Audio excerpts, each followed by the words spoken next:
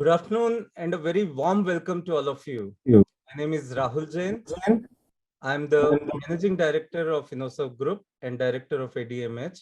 I take this opportunity to welcome you all to the ADMH Maharashtra Healthcare Excellence Summit and Awards 2021. ADMH is now 2 years old and a growing community of roughly 10,000 healthcare professionals who connects with us through various initiatives to learn, network, and grow. ADMH primarily focuses on digital transformation, digital innovation, and marketability of healthcare products and professionals. The past year of the pandemic has been a moment of truth for the Indian healthcare sector. The picture has become even clearer as the second wave of pandemic pushed our healthcare services to an extreme it has never experienced before. The healthcare sector has recognized the need to infuse tech innovations into various processes that will transform the sector and enable stakeholders to rise up to the challenges they will face in the future. Along the way, there have been lessons learned and innovative solutions crafted in our great time of need. And out of the challenging reality have emerged true healthcare heroes. Today's event will explore the path forward for the Indian healthcare sector as healthcare providers work towards balancing seamless healthcare delivery with economy in the post-pandemic era. The event will also look at various innovative trends and economic opportunities that have been driving the transformation of the healthcare sector and the increasing need for investment into digital healthcare solutions. I take the honor and privilege in welcoming our keynote speaker, Dr. K. MadanGopal, sir, Senior Consultant Health at NITI Aayog. It's a matter of pride that we are getting his blessings second time in a short duration, and we are so thankful to you, sir, for your time today. We are all eagerly awaiting to hear your views on the topic of the day. I further welcome Dr. Joy Chakraborty, Dr. K. Hariprasad, Dr. Ravi Gaur, Dr. Aloke Mullick, Mr. Vivek Tiwari, Mr. Piyush Bhan, Mr. R. Balamurugan, who will help us build knowledge and insights with two interesting panel sessions during the event today. I would like to welcome IMAID, InnoServ Digital, Orai Robotics, and ASMA as supporting partners of the event. The highlight of today's event is, of course, ADMH Maharashtra Healthcare Excellence Awards 2021. The attempt is to honor and celebrate the change makers and trailblazing healthcare heroes in Maharashtra who have dedicated their lives to providing unparalleled care and work tirelessly to ensure uninterrupted and continuous healthcare services in the state, especially during the pandemic era. Once again, I welcome you all, and I hope it will be an enlightening, engaging, and inspiring session for all of us today. Thank you so much, and let's move into the session. Over to you, Rahul Binoy. Thank you so much, sir. Good afternoon, ladies and gentlemen. My name is Rahul Binoy, and I'm the event head and your host for today, representing ADMH. But that being said, let's get the ball rolling. It's with immense pleasure I'd like to welcome our keynote speaker, Dr. K. MadanGopal, Senior Consultant Health, NITI Aayog. Dr. Gopal is a health professional who has been working on issues related to health system reforms in India for more than 28 years. He has worked on numerous projects across sectors in India and abroad for providing and managing programmatic, technical, and operational areas. Dr. Gopal has received the National Award in Excellence in Implementation of RSBY for Outstanding Achievement in the individual category for implementation of RSBY in Chhattisgarh by Ministry of Labour and Employment, Government of India, and was also felicitated by FOXG for his contribution towards women's health. Over to you, Gopal, sir, for your keynote address. So you're on mute. Thank you, Rahul, for the kind words. Thank you very much. I'm very grateful to ADMH for giving this opportunity to share my thoughts and views about balancing healthcare in the post-COVID era. This is a burning topic where we all would be wondering that why we are talking about balancing healthcare. As we have witnessed during the previous pandemic, that is H1N1 epidemic, which was there. After the epidemic started waning out, the whole of the focus which presently we are having on the healthcare started dwindling. And in 10 years' time, you have seen what has happened. In the second wave has given the limitations of our system. The people who were supposed to be treated in ICUs, they were managed elsewhere. The people who were supposed to be managed in institution on oxygen therapy, they were managed at home. So now we have to see that how we balance this thing. Because there were many models which have evolved during the COVID times. That was a necessity. It was not it's a structured kind of innovation. It was a necessity which has resulted in that kind of innovation, that is home-based care models and other things like that. But as we are in the second phase of the second wave of the pandemic, it is not yet over. Everybody is now saying that we need to be preparing for third wave. We're still in the second wave. If you look at the pandemic trajectory, during the first wave, we have the peak of 97,000 plus cases. Now we have 50% of the first peak.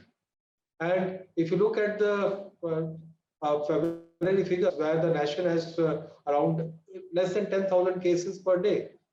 Now we are clocking near 40,000, 42,000 odd cases. We are still in the second phase. But nevertheless, this is the right time. We need to think about the healthcare infrastructure. We need to invest into that.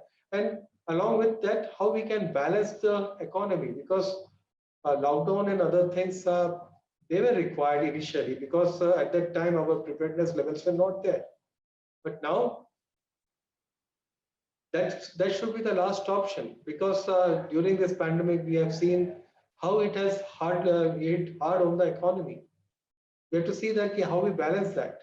Instead of just going in one direction, now the pandemic is over, now we can open up the economy, forgetting the healthcare structure. It's very sad, because one of the saddest part of all these things which evolve is our memory is short-lived. In April, May, we have seen a catastrophe. We have seen overwhelmed health system, and everybody was struggling for a bed. Now you see the exact reverse, which is happening. Now that's why a balanced approach is required for planning for the healthcare service in the post-COVID era. While the Atmanirbhar Swasth Bharat Yojana, which is focusing on strengthening the infrastructure, because during the first phase, what we have witnessed that the pandemic was more or less affecting the densely populated urban areas. Then it started spreading to the other urban areas, and now the peri-urban areas and the rural areas. We do have a good infrastructure, rural infrastructure, which is providing primary, secondary, and tertiary level to a little extent services to the larger masses of the people through a network of district hospitals, primary healthcare centers, service center, which will be now upgraded to health and wellness center. Apart from that, for giving an inclusion benefit to the people who and giving a choice, we are having this PMJ program, which caters to another 50%, around 40% of the population. That kind of system has evolved, but this COVID pandemic, it has at least highlighted few of the requirements which needs to be quickly addressed. One is the infrastructure requirement to meet the population requirements. That the health need, what is the health need, how we can balance that thing. Second thing, the human resources which needs to be required. So we have grappled with the issues of technical human resources over all this one. That's why you have found that the skilling for managing the people at home, the skilling for managing the people at quarantine center, helping the people with diagnostics, that kind of skilling has started. Now, having said this, are these adequate? We have to see that how we balance it out. One way we are trying to have more and more number of doctors, nurses, paramedics. We do have a paramedical act now in place to standardize the paramedical training in the country. But we require more HR. We all have been referring to Board Committee report, which has envisioned in 1946-48, that we should be having a health center at catering to 10 to 20,000 population, which should be 75-bedded hospital with 6 doctors in place. It was a report which was accepted by Government of India in 52. But where we stand today, we are having a primary health center with 6 beds. We are having a community health center which is supposed to be having 650 beds as per the Board Committee's report. We all talk about Board Committee.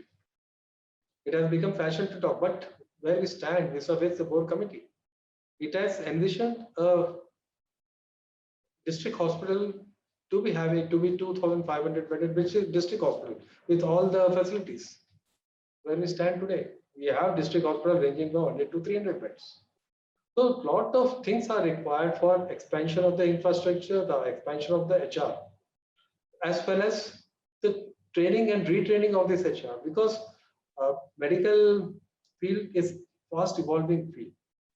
We have to see that how the advances are built into the capacity building programs of all these healthcare professionals, so that the newest advances can reach to these people by use of technology.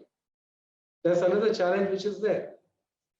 Then apart from that, another thing is we do have many regulations, but do we have the capacity for regulation? If we have to address all this thing, along with this, the economy will be always balanced, because unless we have that kind of balanced approach. Another new area where the balancing would be requiring is we should be having a One Health approach, because now with the advent of travel, with the advent of more handling of the animals and the plants, you have to have that the animal surveillance, plant surveillance, and the human surveillance, they all should come together. All this we are trying to do, because once you invest in healthcare, the economy will always be taken care. If you talk about hospitals, if one hospital is there, you see how the ecosystem evolves around that hospital. Even in a peripheral most area, what I have seen is even a single hospital, small 20-bedded, 30-bedded hospital, if it comes up, you see how the ecosystem around that hospital develops.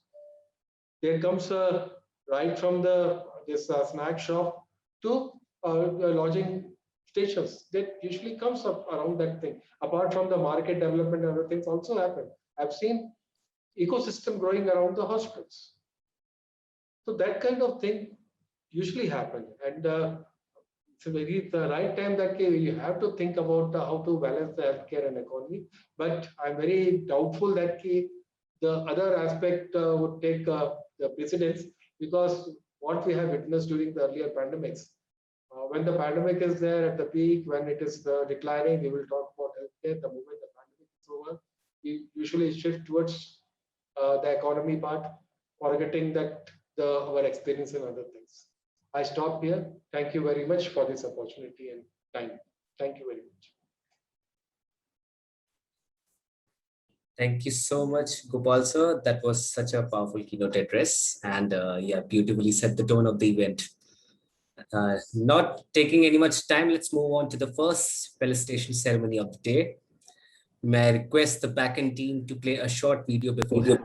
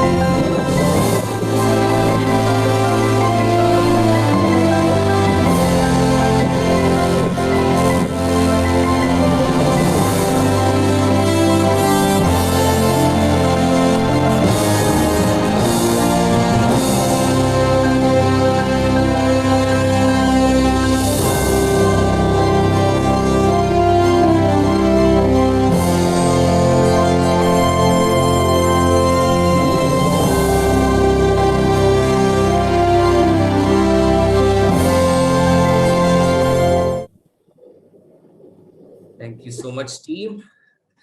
Now, again, I'd like to invite Dr. K. MadanGopal, Senior Consultant, NITI Aayog, to start with the felicitation ceremony and do the honors of conferring the awards. And I request all the audiences, the awardees to remain on screen until the end of the felicitation ceremony so that we can have a photo. Over to you, Gopal, sir. Okay, thank you, Rahul. So, can I announce the ADMH honorary First awards? name first, sir. Yes. First name first, sir. Yeah. Okay.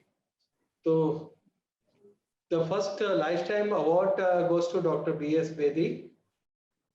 Lifetime Leadership Award goes to Dr. B.S. Vedi. Congratulations, Dr. B.S. Vedi.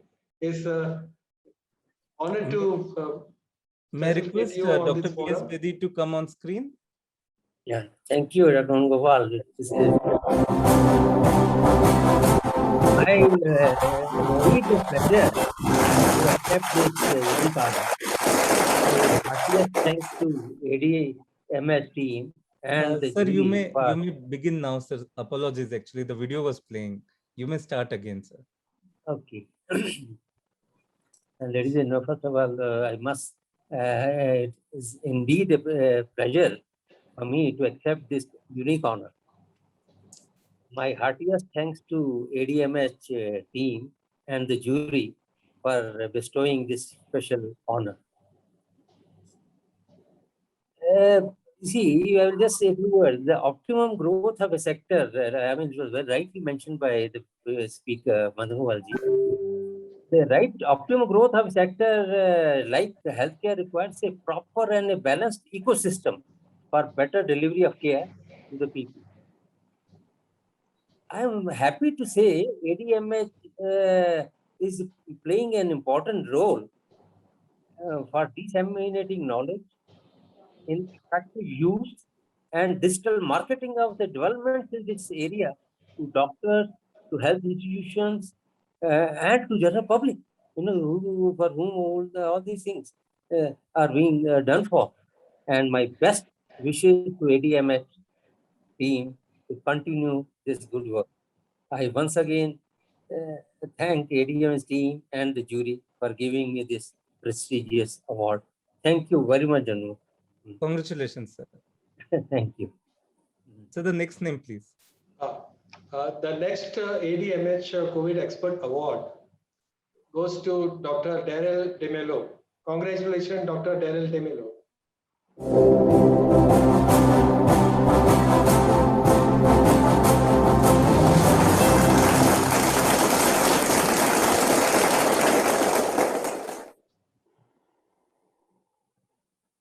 Thank you very much to all of you on the jury for the ADMH COVID Expert Award.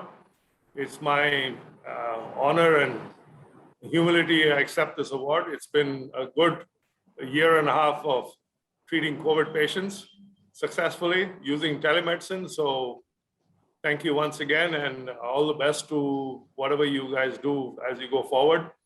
I think we are ready for a digital age in healthcare to bridge the gap between the patient and the hospital. I don't think we need a middle-level GP or anything like that today. You can do most work on using telemedicine, whether it's video consultation or audio consultation, and treatment. 99% of my cases have been treated at home, so it's a pretty interesting place to be in. I've done about 7,500 cases, about 40,000 family members, another 12,000 in prophylaxis. So with COVID, it's been a rocket ride this last year, but it's been a very humble, very humiliating, one has to be very humble with this disease, because the minute you get a little arrogant, you think you know everything, the next case will humble you. And it's Mr. Rahul Jain, Mr. Ved Prakash, Rahul Binoy, MadanGopal, thank you so much. I appreciate it. And namaste ji. Thank you. The third name. The next ADMH Award for Obstetricians and Gynecology goes to Dr. Manish Rai Machave. Congratulations, Dr. Machave.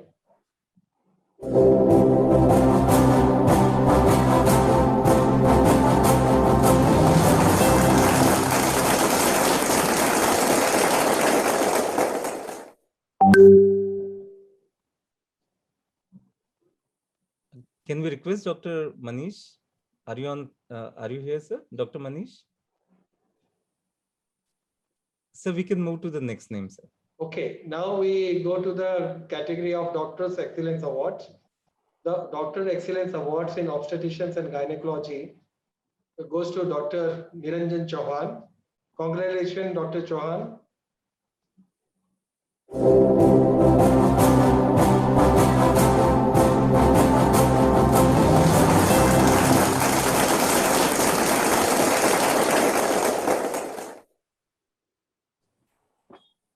Dr. Chauhan, are you here? Yes, thank you. Thank you so much for considering me for this award. Good afternoon, ladies and gentlemen. I'm extremely honored and humbled to be bestowed upon such an important and a prestigious Maharashtra Doctors Healthcare Excellence Award 2021. I'm earnestly grateful and excited for receiving the recognition for my work in women's health. I come from Sion Hospital, where we cater to the largest slum area of Asia, Dharavi. About 12,000 deliveries we conduct, and we get 50% of patients which are transferred. For last 3 decades, I'm at Sion Hospital, and this is a very great moment for me.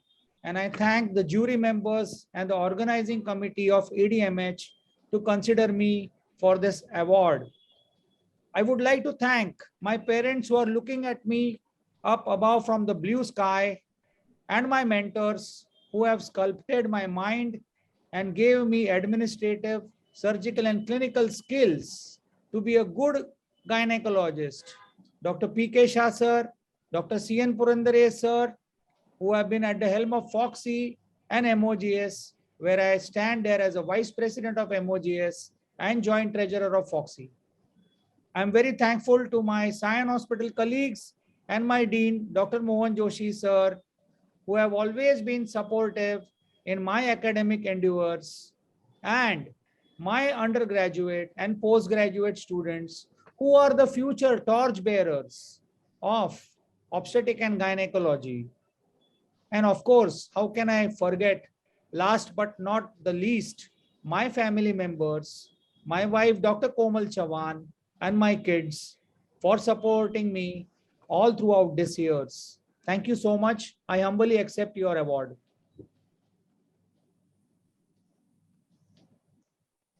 So the next name, please. Thank you. The next ADMH Doctors Excellence Award in Orthopedics goes to Dr. Narendra Vardya. Congratulations, Dr. Narendra Vardya.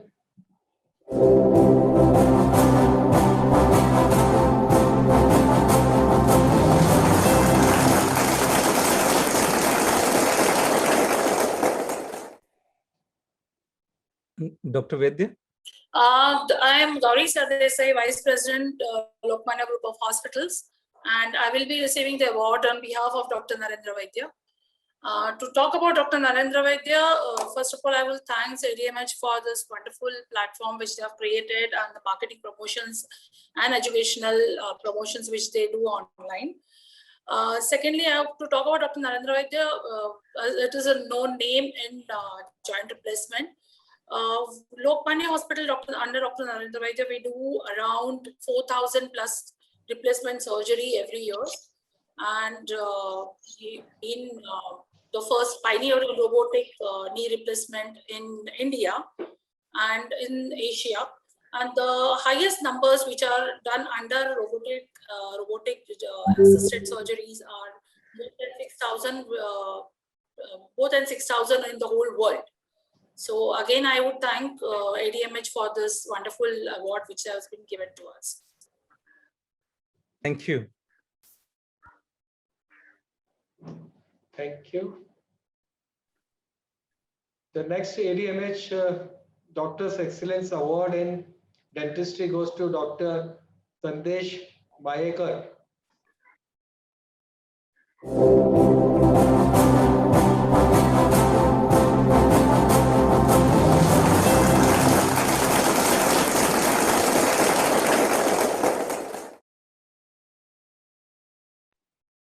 Congratulations, Dr. Maikar. Dr. Sandesh, are you here? Rahulji, you have to correct the certificates. I Certificates saw that, sir. I'm so sorry. hours. Apologies, sir. Apologies. I'll have my team correcting it, sir, right away. Sir. So I think we can move to the next name, sir. Dr. Sandesh is here. He's on mute. Sir, you're on mute. Can you unmute yourself? Yeah. Yes. Anyway, thank you very much for this nominating me and giving this award. And basically, I thank ADMH for considering dentistry, because most of the health summit dentistry is missing. And on behalf of dentistry, I'm very happy to receive this award. Dentistry in this country has been neglected quite a bit. 32 दांत है, 1-2 दांत गए तो क्या हुआ? But friends, let me tell you, for the growth and development, all the energy you require at the end of your life is by the micronutrients and major macronutrients you get, and they get you only if you eat right food. It's not eating, it's digesting the right food. There are dietitians who give you the food, but if you can't digest it well, it's useless. And to digest the food, you have to eat the food very nicely. And for eating the food, you require teeth. And teeth are the most important aspect which gives you nutrition. And all the disease start if your stomach is upset, everything is there is because if you can't digest and the infection goes through the mouth. So I really thank you for giving an award and considering dentistry in the health summit, because it is the most important aspect of the general health. Thank you very much again, and I humbly accept this award. Thank you very much. Okay, thank you. The next ADMH award for Doctors Excellence Award in Cardiology goes to Dr. Amit Sharma. Congratulations, Dr. Amit Sharma.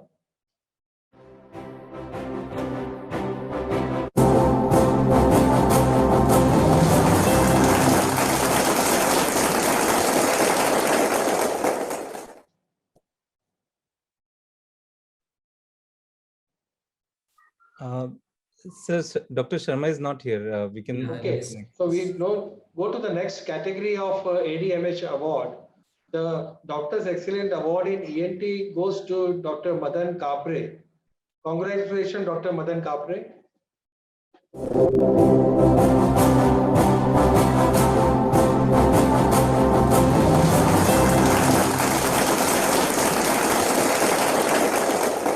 Well, thank you very much.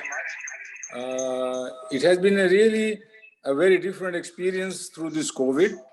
And I carry on the theme of Dr. MadanGopal in the beginning when he mentioned about the opportunities that came via the COVID. What really happened is following the first wave of COVID, there's an unprecedented mucormycosis. Now, mucormycosis is a condition quite popularly known as black fungus, and it is an infective disease of the orbitocerebral mucormycosis, to be the precise definition of it. Sino-oro-orbital mucorcerebral mycosis. Now, nobody knew about this before this second wave. The world did not know. The average cases an ENT surgeon faced through the year would have been maybe 1 or maybe 2. And suddenly we are posed here, and exactly drawing the lines of Dr. MadanGopal, we were not prepared for this. Neither did we anticipate it, nor we were having enough medical or infrastructural support for this. So it was quite a challenge. From a time when we faced about 2 cases in a year, we were doing something like 6 to 7 operations per day.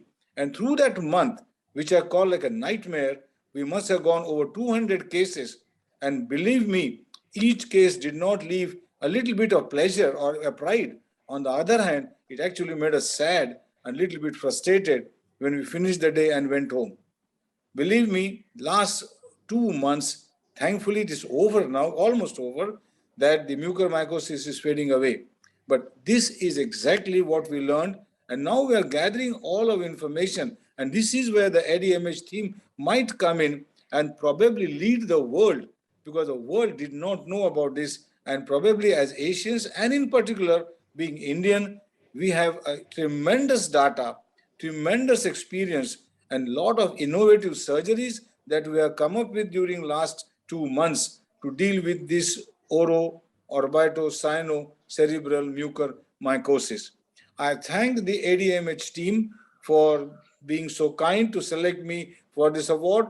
Dr. Ved Prakash Pawar and the whole backup team, Dr. MadanGopal. We quite proudly share the same name, sir. I'm also Madan. So maybe there is a little bit of a smile on our faces on that line. But believe me, this COVID has taught us a lot, created a lot of opportunities and windows, and maybe all my Indian colleagues who have dealt with mucormycosis pull up our sleeves, put up our data together and show the rest of the world how this condition has to be dealt with should there be another wave of mucormycosis. Thank you all very much and have a nice day. Thank you. Bye-bye. Thank you. Next, ADMH Doctor's Excellent Award in Radiology goes to Dr. Deepak Patkar. Congratulations, Dr. Deepak Patkar. Thank you, Rahul.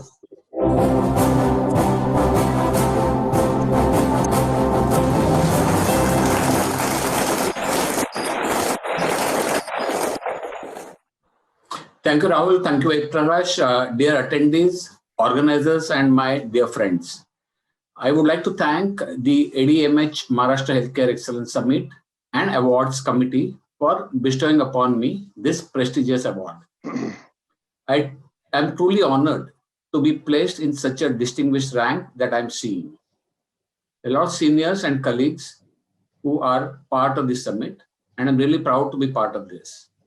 ADMH is a community platform focused on helping healthcare professionals leverage digital view for their practice and healthcare facilities. I must congratulate their entire team with a special mention of Dr. Ved Prakash Thakre for his excellent contribution towards healthcare. Congratulations to all the winners of today's award ceremony.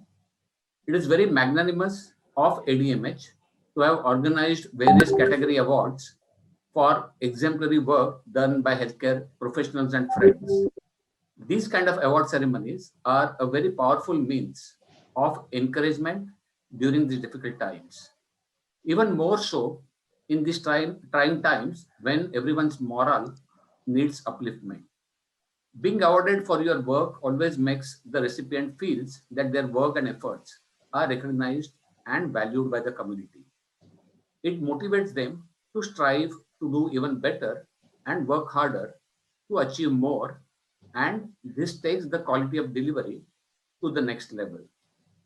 When experiences are shared on such platforms, they become a guiding light for the juniors and others who can get inspired and also fine-tune and refine their efficiency and the work that they're doing. I congratulate again all the participants because their work is truly exemplary to have reached this platform. And for me, all are winners. I wish everyone all the best for their future endeavors. Thank you, Prakash. Thank you, Rahul. Thank you, Dr. Deepak. The next ADMH Doctor Excellence Award in Urology goes to Dr. Vikram Deshmukh. Congratulations, Dr. Vikram Deshmukh.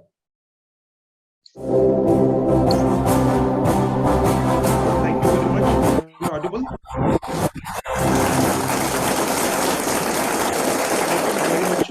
I'm grateful to ADMH Award Committee for selecting me for this prestigious award.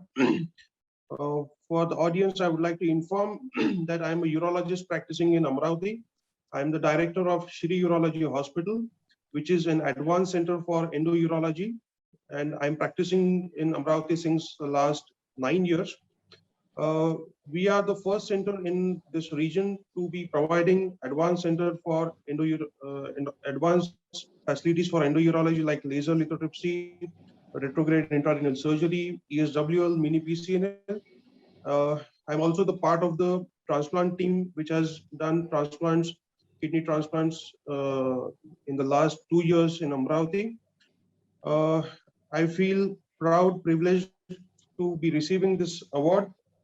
And I would like to thank my teachers, Dr. Shivdev Bapat sir, Dr. Iraq Barucha sir, my parents, my wife, my kids for providing me the emotional support, for striving hard in my field of work.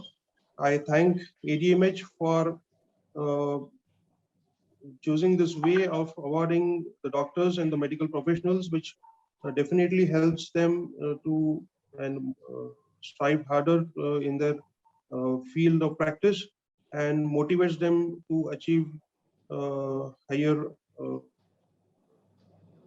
to go at a higher level in their profession. So thank you very much.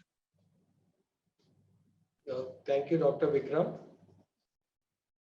The next and the last ADMH Excellent Award, Doctor Excellence Award in Medicine and Infectious Disease, goes to Dr. Samir Rama. Congratulations, Dr. Samir Rama.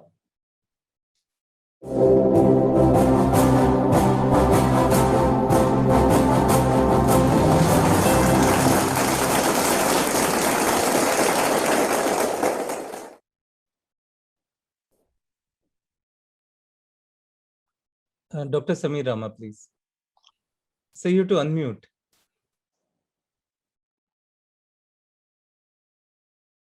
Sir, unmute, sir. Unmute, sir.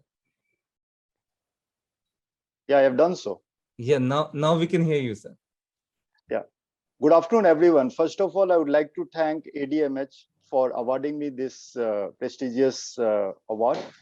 Now, from an infectious disease perspective, now this was an era which what I found that in last 1.5 years, we were facing a challenge which was very new to us. Neither we were ever been taught about this particular virus during our curriculum when we were there in the college. And each day what we were finding was that the guidelines were changing for the treatment. Somehow, we are still in the midway. We don't know exactly what cocktail of medicines we need to use to treat the patient. But yes, I would like to thank all the doctor community to have so much of patience in dealing with this pandemic and treating the diseases. We at MD Expert Center in Pune, we were able to see around 50 to 60 cases per day in our OPDs, even though it was an era of telemedicine and WhatsApp. But we at the center made it a point that with all the precautions, we kept our clinics open. Our team was there working tirelessly, and with the WhatsApp support to each of the COVID patients who were being treated at the home isolation, we were able to treat around 90% of the cases at the home itself. It is also our responsibility to find out who patients required hospitalization, because that was the major challenge which we faced during this pandemic. At the right time, we need to triage the cases according to their severity, whether it is mild, moderate, or severe. And we should always take a decision as early as possible to shift the patient to the nearest hospital whenever it is required. And I think so that was the key point of saving so many lives for the community by the physicians who were working at this level, such as us. So I would like to thank again ADMS to give us this platform and honoring our efforts, which I think few of the organization or platform do so, and it will really make us so motivated that we will work again tirelessly in the coming years. Thank you so much. Oh, thank you, Dr. Samir. Congratulations once again to all the award winners. Congratulations. Nevertheless, the persons who have not received the awards, we appreciate the contribution made by all other persons, particularly the medical fraternity during the testing times. It has been very testing times, but everybody from their heart, they have contributed to this cause. So all the best for all of us. Let's see that and stand together to defeat this corona and see how we make a new system which is balanced and we take the learnings forward. Thank you very much. Thank you for giving this opportunity. Thank you so much. So just 1 minute, let's have a group photo before you leave. And let me congratulate everyone and thank you, Dr. MadanGopal sir, for your kind presence. As with your presence, I think everybody felt, so overwhelmed, receiving the award in your kind presence and by your own hands. Thank you so much, sir. May I request everyone to please open your camera so we can have a quick photo. Dr. Patkar, if you're around, Dr. Narendra Vardya. A Beacon team, please have a photograph. Thank you so much, everyone. Thank you. Over to you, Rahul. Yes. Now let's move on to the first panel discussion of the day. The topic of discussion is balancing healthcare and economy in the post-pandemic era. Now I'd like to welcome the eminent speakers we have in here today with us. Our first speaker is Dr. K. Hariprasad. He's the President, Hospital Division, Apollo Hospitals. Welcome you, sir. Then we have Dr. Ravi Gaur, MD, Principal Advisor, Spice Health, Director and Chair, Medical Advisory Committee, Oncquest Laboratories Limited. Welcome you, sir. Then we have Dr. Aloke Mullick, CEO, Omni Hospitals. Welcome you, sir. The moderator of this August panel discussion will be Mr. Joy Chakraborty, Chief Operating Officer, Hinduja Hospital. Welcome you, sir. Once again, thank you so much, everyone, for accepting our invitation and looking forward to a fabulous celebration. Leaving the screen to you, Mr. Joy, to take up the discussion forward.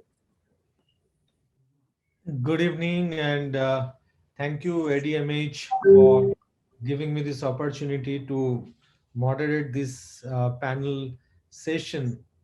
And I'm sure that all of you have already seen the kind of distinguished panelists we have in this discussion today on a very important and pertinent topic of balancing healthcare and economy in the post-pandemic era.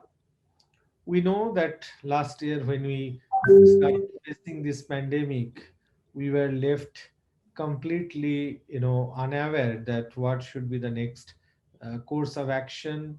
Hospitals were going without patients.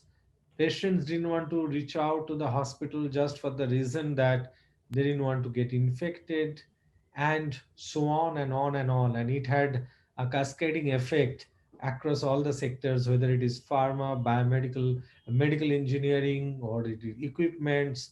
In all these sectors, we have seen unprecedented impact. And in that situation, uh, when we are looking for some solution, but slowly and steadily we have started coming out of the corona or the pandemic. We have seen the second wave of uh, cases have come across the country, and we have certainly fought with all those scenarios, situations. And today I can tell you that we are better off. We don't know whether there is going to be any third wave. We don't know what are the other things waiting in front of us. But if you look at the business and economy, definitely it has a huge impact, and we are struggling with that. So, keeping that in mind, when I have three eminent speakers from three diversified areas and with a huge experience, I'm going to start with them. And I'm going to take Dr. Hariprasad first as a panelist, and going to ask him the first question of the panel, that when we talk about what are the different ways and means, we have seen the digital technology, digital healthcare has been mentioned in several occasions, and we have seen that has worked tremendously during last 1.5 years. Some of the places where it was not explored before, in those areas we have started exploring. So keeping that in the mind, can you answer that how can healthcare providers leverage digital technology to ensure seamless healthcare delivery in a time of crisis like this? Thank Over to you, Dr. Joy. Thank you, Dr. Thank you, Mr. Joy, and thank ADMH for having me on the platform. I hope I'm audible. Yeah, you're audible. Okay. The best way to describe Indian healthcare is it's a islands of excellence in an ocean of inadequacy. That's the best way to describe Indian healthcare. And when the pandemic struck us, whether it was the first wave or the second wave, the inadequacies in the ocean of inadequacy actually was, threatening to destroy the entire fabric of the country. But I think one of the things which really helped and helped in a big way is technology, because access is a critical factor when it comes to a pandemic like this. And with the huge geographic spread that India is, providing access to the last person in the line became a big challenge. And I think technology came in a big way, and the government also facilitated that by bringing in telemedicine. Always existed for decades, but there was no law, there was no regulation, there was nothing happening, and it was just a buzzword which was going around, but without much use. But I guess this pandemic really propelled telemedicine in a big way, and helped create access to the healthcare system. And as you just heard, a lot of the awardees speaking about the wonderful services they provided using telemedicine. Then apart from access, during the pandemic, it is also taught, I think the need is the mother of invention, and a lot of new things have come up. Your simple WhatsApp, I don't know if it is legal or illegal, but simple WhatsApp became a big tool for connecting people and getting medical advice. So that was at the low basic end. I think it also threw up multiple opportunities of actually improving the quality of healthcare. We have a huge population, but we suffer from lack of adequate specialized doctors and skilled doctors spread across the country.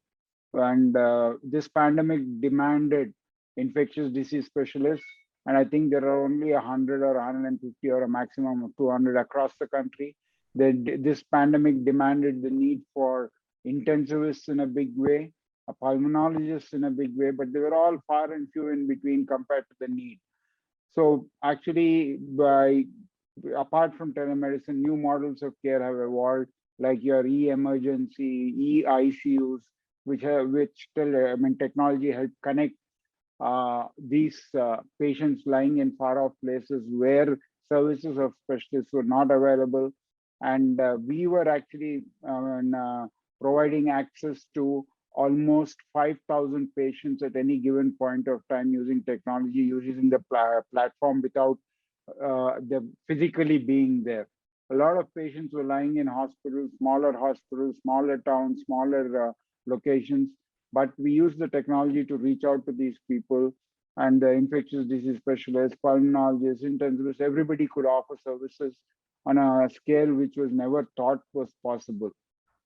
In addition to that, apart from the pandemic, apart from actually reaching out to the people for the purpose of the pandemic and treating COVID, it also threw up new opportunities. For example, we all know that there are very few people in the country, let's say, for example, who can read a neuropathology slide as well as the best in the world. Very few people. So what we managed to do is use technology, digitize the slide, and send the slide from wherever in the country to the best neuropathologist in the country, so that the patient had the benefit of the opinion from the best neuropathologist.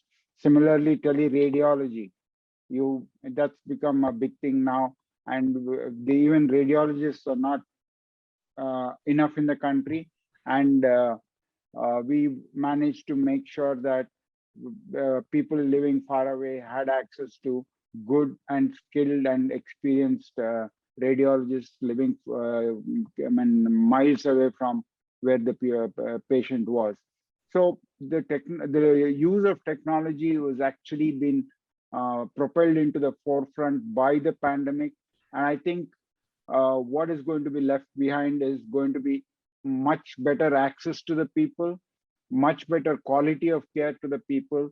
And what it will also do is, because of technology, we will be able to gather more data, and data in a form which could be analyzed properly. And when you gather data in a proper format, and with machine learning, artificial intelligence comes into a picture, and that's going to play a big role as we go into the future, particularly in predictive medicine. A lot of diseases are going to be predictable. In preventive medicine, in precision medicine, and personalized medicine. No two human beings are the same. The same tumor behaves differently when two individuals with the same treatment. But with all the machine learning and artificial intelligence and all the technology that has come up, we would actually be able to go up to the genomic level of the disease, understand which is a better treatment regimen for that particular individual, and give precise medication which is personalized to that particular patient, so that the outcomes are going to be much better. So the technology is really, the benefits of the technology, applications of the technology are really endless. And it is up to us to imagine what we can do with it. And they say that healthcare was always a laggard in terms of using technology, but this pandemic has actually demonstrated very clearly how healthcare can use technology in improving patient care with the patient being at the center. The other aspect of it is technology has also improved the efficiency of what we do within our hospital systems. For example, your hospitals were flooded with patients. You had a number of intensive care beds, but you had a finite number of resources in terms of skilled manpower. And technology actually helped us treat more number of patients with a few lesser manpower using the technology, using simple devices like the Alexa at the bedside of a patient, using simple closed circuit cameras, using small little solutions helped us amplify and multiply the benefits that an individual could provide to the patient in terms of volumes, in terms of quality, and in terms of the actual social aspect of it also. A patient with COVID was stuck in a room. He couldn't, family could not reach out to him. And there was a huge psychosocial element which was involved in many of these COVID patients. And once again, technology helped get over that by helping us connect them with their families, their friends, and keep them in a proper psychological state of mind and provide them with the appropriate therapy. So I could go on talking about the benefits that technology has brought in, and I just want to reiterate that the fact that the technology is going to change the way medicine is going to be practiced. A lot of new models of care have already evolved and are in the process of evolving. And we will not be wrong in saying that hospital beds will become irrelevant in the future. The number of beds in a hospital will become irrelevant because a lot of care is going to be provided outside the hospitals, be it home health care, be it day care, be it clinic care. A lot of care is going to be provided outside the hospital. So the number of beds are going to be irrelevant. And multiple new models of care are being evolved with the courtesy of the pandemic, and also because of the newer applications that the technology is coming up with. So organizations need to prepare themselves for the new models of care and make sure that they are future ready and they are future proofing themselves. Otherwise, they'll find it really difficult to survive and find it difficult to meet the demands of the new situations that we are going to be faced with. I'll stop there and thank you very much for having me on this panel, and I'll hand it back to Joy. Thank you. Thank you, Dr. Hariprasad, and it was quite insightful. And I must say that for last 1 year, the kind of scenarios you have come across, you have very nicely put up all these scenarios, whether it is e-consultation, e-ICU, e-emergency department management, and all these. And very importantly, the right selection of technology, the right type of adaptation of technology is going to be the very important, aspect while we go forward and we take decision. So we thank you, Joy. You'll have to allow me to leave because I have another important engagement. So thank you so much, and I apologize for leaving early. Yeah, thank you. So I move on to my next panelist and a very dear person, Dr. Ravi Gaur, and he has he is there in spice and he has got different type of spices in his portfolio. I know, like lab and all of us, we really, acknowledge the kind of quality work the lab is doing in Oncquest Laboratories. So when I have him along with us today, so I'm going to ask him some tough questions, and I think he'll be very nicely will be able to give some insights on that. And those are like, to begin with, we are talking about pandemic, we are talking about that lot of changes, lot of adaptations, lot of learnings have taken place.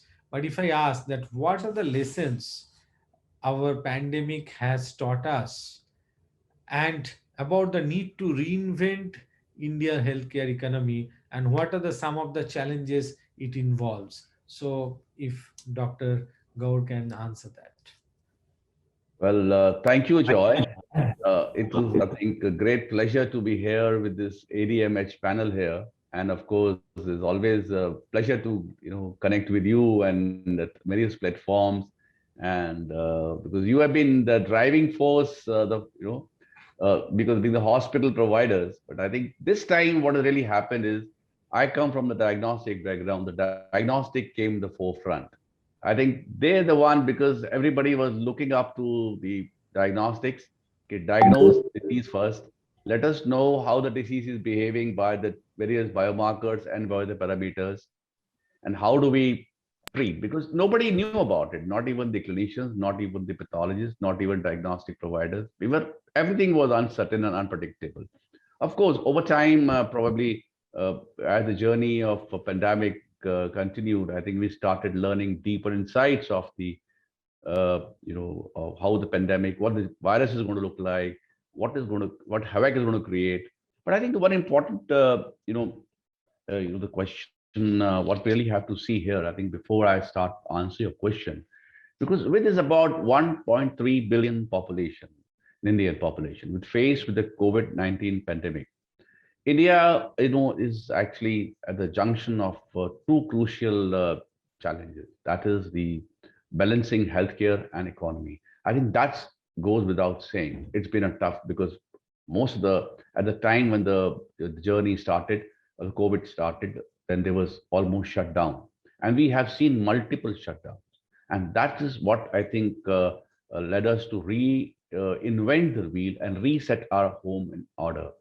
And we actually, there are multiple lessons. I think one of the most important part, I think we have really forgotten that over time, because if you look at one important aspect is the infectious disease.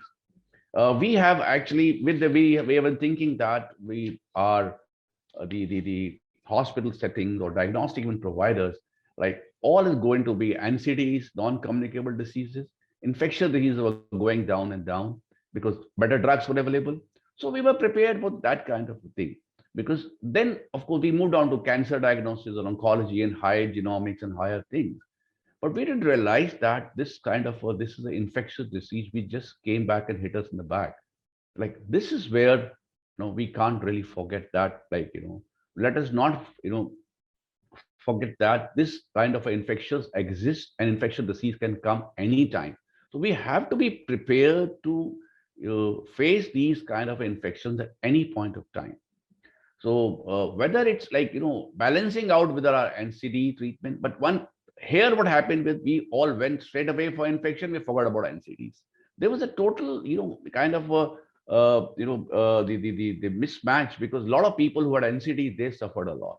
Now, how do you handle that, and how do you handle the infection? And that is what important challenge, and that's where I think the entire lessons are, based on.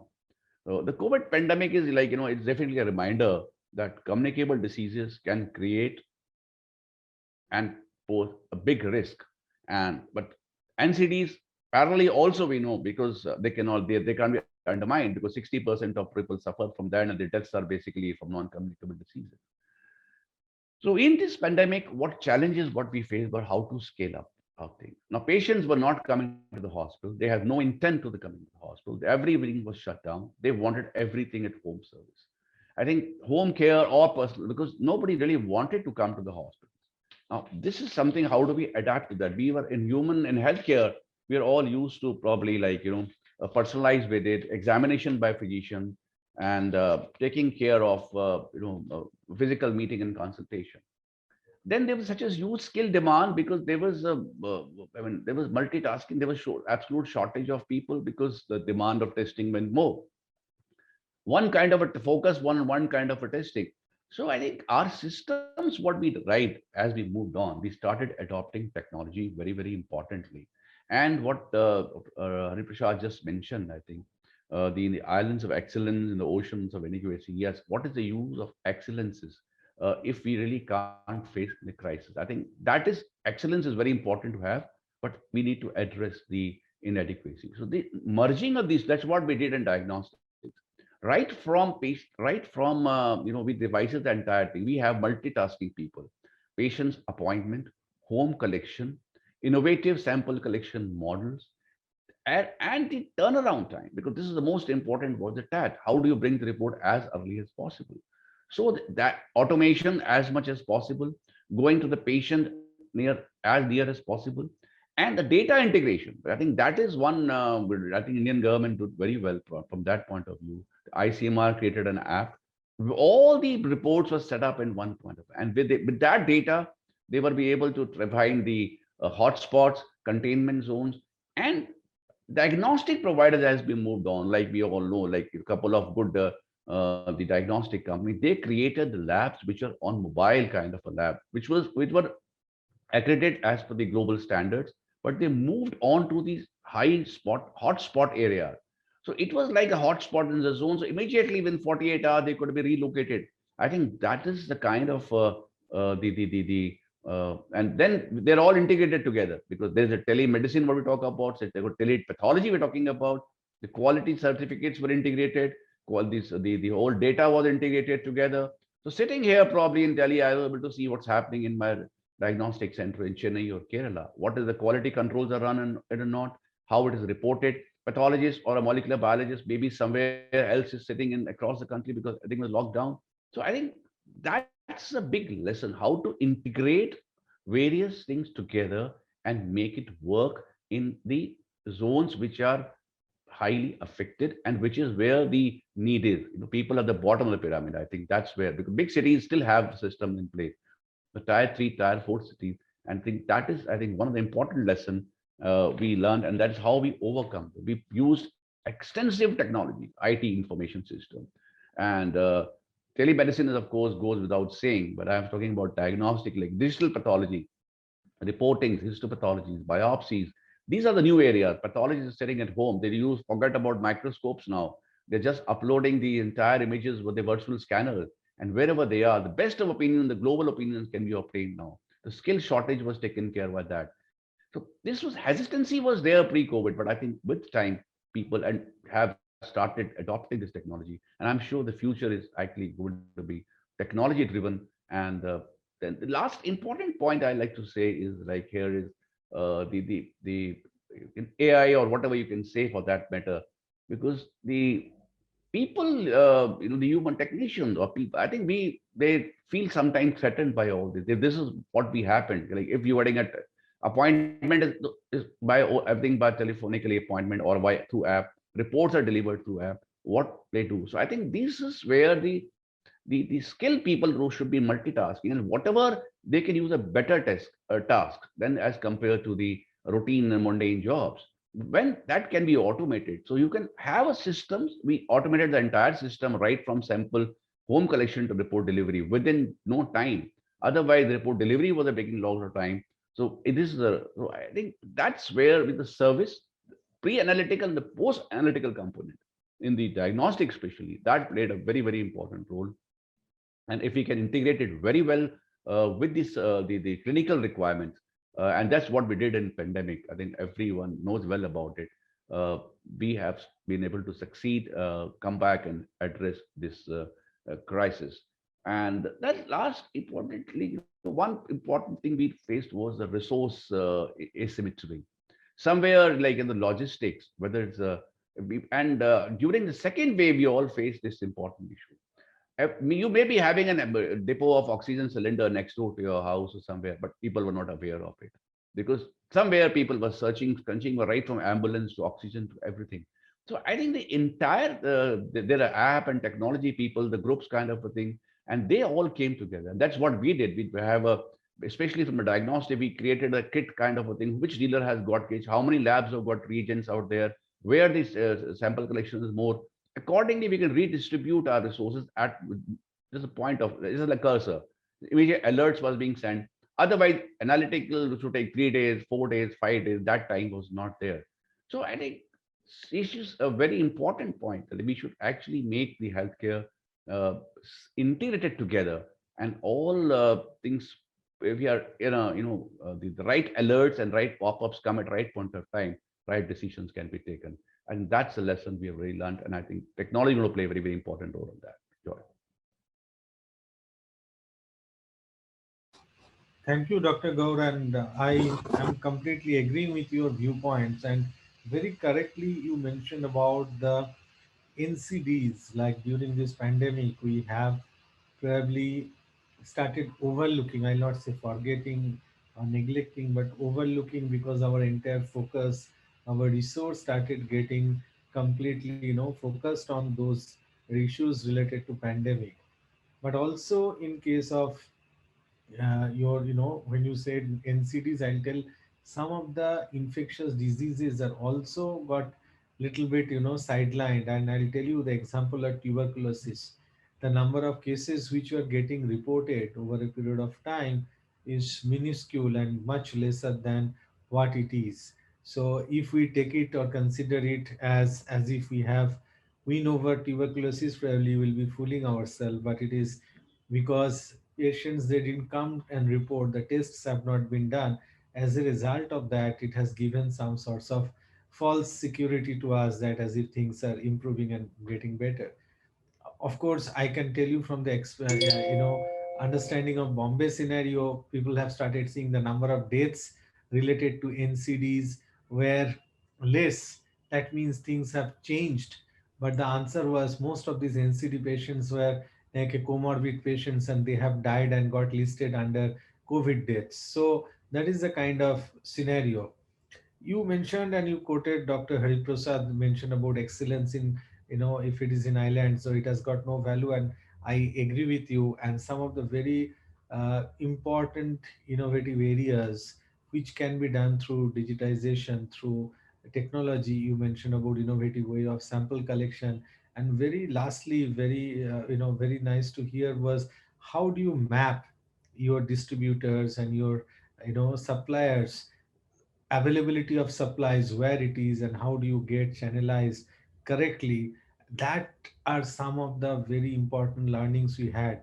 And I can translate that in our healthcare delivery bit of it, that during this COVID, in terms of allocating beds, allocating resources, were initially very difficult, but then it became a centralized nodal points which were managing, monitoring, and doing things. So thank you very much for highlighting some of these very important aspects of it.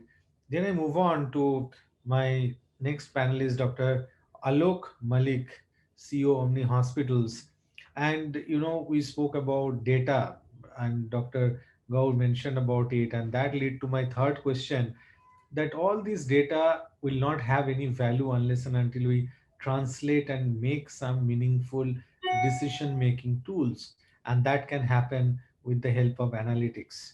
So the point what I'm trying to highlight here, how can analytics driven platforms boost the post pandemic healthcare economy and create infrastructure to connect and facilitate healthcare delivery? So over to Dr. Mullick.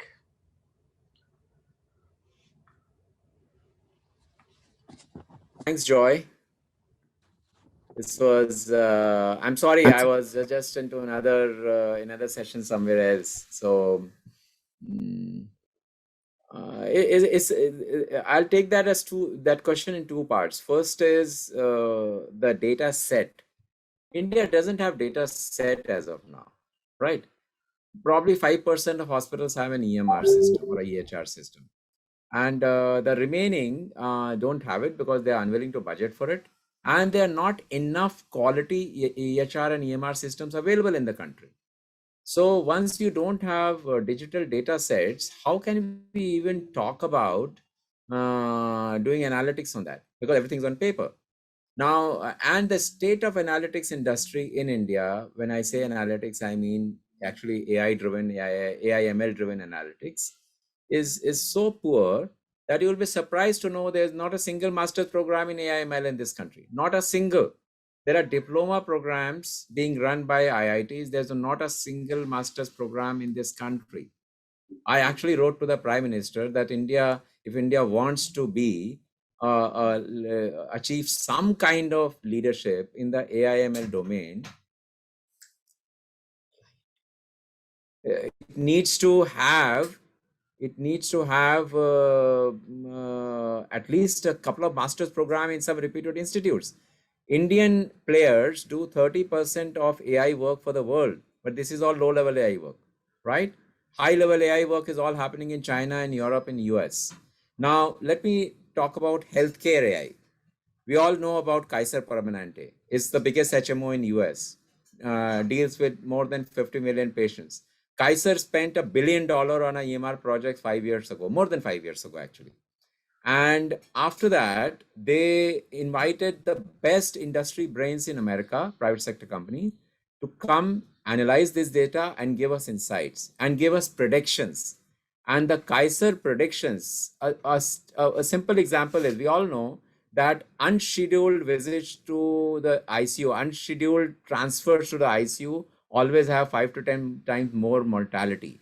If you transfer a patient in a planned manner, planned transfers and unplanned transfers, sudden, or rush karo isko ICU mein, these patients invariably die, right?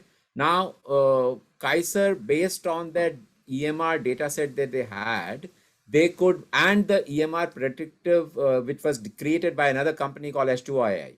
Now, they could predict that this patient is likely to need an ICU shift. So it was a planned shift as opposed to an unplanned shift. Kaiser in USA today, in all patient mortality and morbidity data for serious patients, is number one. It is the closest hospital is probably twice or thrice as worse, right? So the US Senate Committee of Healthcare called the Kaiser Group CEO, Dr. Robert Pearl, and asked him, when will all the American hospitals be like us, be like you? He said, we can't help all American hospitals because most American hospitals can't spend the kind of money that we have spent. But what can help American hospitals is somebody in India. He said, why do you say that? He said, India has a lot of great healthcare leaders. India has got a lot of great doctors. India has got a lot of great technologists. Today, they are following the American pattern. But one day, a bunch of guys will get together and they will figure out how you can deploy good AI and create good digital systems so that you can do brilliant medicine at very low prices. Unfortunately, that day has not yet come. I met Dr. Robert Pearl in an industry gathering in Delhi, and he actually said this. So the point is, we are talking about how BI is going to help us, but how can BI help us when we don't even have data, right? And when the government doesn't even have a plan how to introduce AI ML at the master's level in India, this is not there, not a single master's program in India. We just do low level. Dr. Joy, Mr. Joy, you must be getting at least one guy per week coming and telling you that I will do AI driven chatbot on your website. And this will, this is all predictive. There is no great technology. It's all basically low level intelligence driven. So that is the kind of AI we are doing in India right now. To analyze a clinical digital data set and do prediction which is the patient who is likely to go into ICU needs a very high level of AI/ML capability, which we don't have in the country right now, which we need to develop. And before developing that, we need to create an infrastructure where at least 70% of the hospitals have EMR systems. Even the US 10 years ago was like us, 5% hospital, less than 5% hospitals having digital data. But then the government created a carrot and stick policy. The way the Indian government created a carrot and stick policy, okay, if you don't do NABH, I will not give you 15% of your revenue. If you do NABH, I have to do a carrot and stick for EMRs also, so that every hospitals have good EMR system. Everybody says doctors don't want EMR. Doctors don't like it. You give them shitty EMRs, why will they like it? Why will they like it? So most of the Indian EMR systems are like that, but there are a few good EMR systems also, but then hospitals refuse to budget for them. The government needs to come up with a carrot and stick policy so that the hospitals are forced to budget for them. So that ultimately over a 5 to 10 years period, we will have say 60 to 70% hospitals running EMR, and then we will have meaningful AIML on that, right? Then only we can truly come up with Indian predictive algorithm. We can predict things before they happen. So. Okay, so if I take a couple of these points, what you mentioned about that India lags in terms of the data availability information, so it is difficult to create analytics on the basis of that. But don't you think that India is sitting with lot of data information, but only thing it is not channelized? And if I take it one step forward, isn't it that India, by virtue of launching this digital health mission and this platform, is going to be the future when all this health related data is going to be captured and that can be channelized for a better future? What do you think No, about it? definitely. See, the digital health mission is a great program. See, India has a EHR government EHR standards. Indian government has published EHR standards. That document is in version 2 and version 3 is about to come. But then there is no rule telling hospitals that you use a EHR as per the qualities that the central government is published by the central government. Now, there is no rule that you need to use the EHR, or if you use the EHR, I'll give you 15% more like the NABH. So it's all these are plans. There's nothing on ground right now. All these are plans. Well, yeah, definitely. If it happens, it will be great. It will be awesome. Joy, I like to add what's I think Dr. Alok is actually rightly mentioned, of course, the data. We have so much of data lying right, left, and center, and we really don't know which data is lying where and what to do with it because nothing is integrated, to be very frank. Now, I've been, like the National Digital Health Mission you mentioned, it's a unique and a very good program. I have been part of some pilot on this, and especially within a diagnostic center. But the major challenge we really faced was the uniformity of the nomenclature used. Because I'll give you a very simple example here. 10 labs are using a complete blood count or liver function count test. They use different names. They have a different parameters inside the CBC complete blood count. Somebody use CBC, hemoglobin, TLC, DLC. Somebody use entire 18 parameters out of it. Now that is, I think we have started creating something like a unique health ID and integrating the. So if that 5 labs have a same name but different components inside it, how will that integrate? I think that's a very big question mark. I think before that, we have to really, that shows me we don't go for standardization of probably some basic protocol. These are standard nomenclature, standard kind of protocols. But then the important point here is that leads to the next point of regulation by quality. Can it be mandatory? Ideally, yes, all quality systems had to be mandatory. But then in India, in place like where we are still a lot of difference between tier 1 and tier 4, we need to work on the one size will not fit all. I think we need to have a very differential because it's evolving phase, and a lot of people are. If you look at the NABL labs, probably to be just more than have 3,000-4,000 labs, not more than that, where 1 lakh plus labs exist. Same thing with the NABH. But you cannot have a regulation which forces everybody. But at least some minimum standards are to be required, which should be really mandated today, and that's one. And here the data and some standard things, protocols, nomenclature should be laid down, data requirement, and so that at least makes a sense to have something out of a data. But it cannot be one size fit everybody because depending on the small villages or the small town or a big town or a bigger hospital, probably a differential kind of regulations are needed, and that will take it to the next level. That's what I think I would add on here, Joy.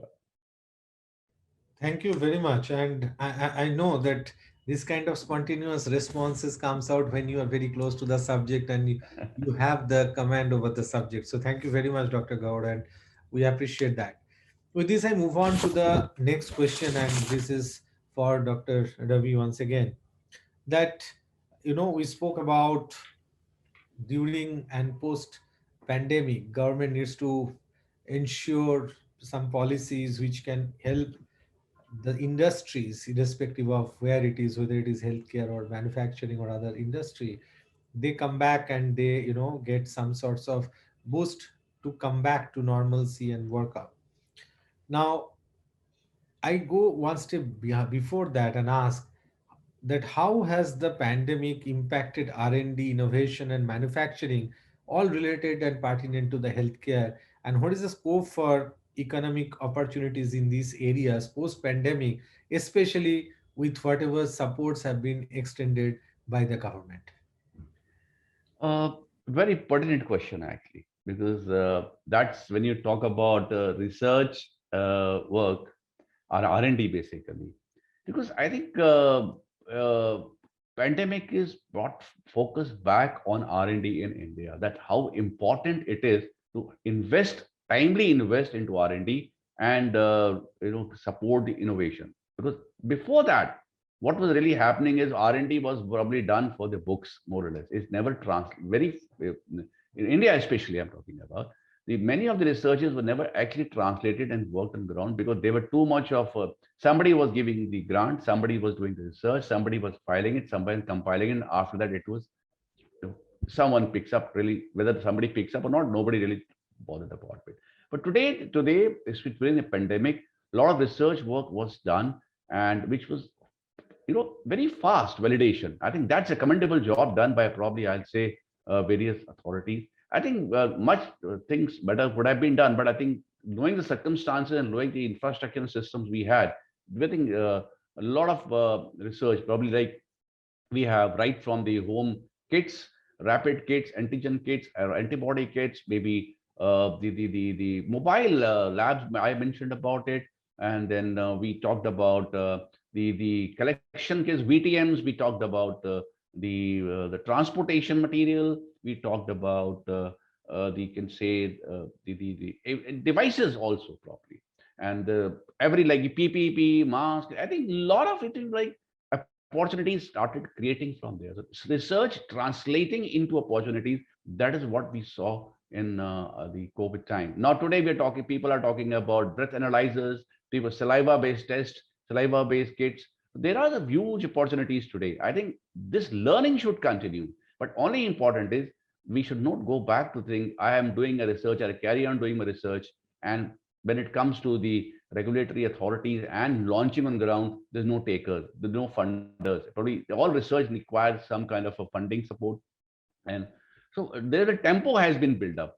So I think post-pandemic, that is what goes for a lot more funding to research and make sure that research output are actionable and actually translated on ground into some output. Otherwise, research will always be books. That's what I want to say, Joy. Thank you. And as you also touched upon the point that every innovation will have or it has to be backed by the need behind from the community or from the user. So that has to be there. And of course, in research, and today we can see the government is giving so much of thirst, so much of focus on healthcare, and a significant part of that is going to get into the research. And I'm sure that is going to create a win-win situation for all of us, and most importantly the patient, the community, who are looking at us with a lot of expectations and hope. So with this, I move on to Dr. Mullick for the next question, and probably the last question in the panel, that how can Indian healthcare sector work towards sustainability through an integrated economic policy? Oh, that's a heavy question. I'll just start The by heavy one for the last. So I'll just start by adding to what Dr. Ravi was mentioning. Apart from R&D, the pandemic proved that the Indian economy is very, very resilient, and that gives me great hope. See, when the pandemic started, and we were, I mean, our hospitals are in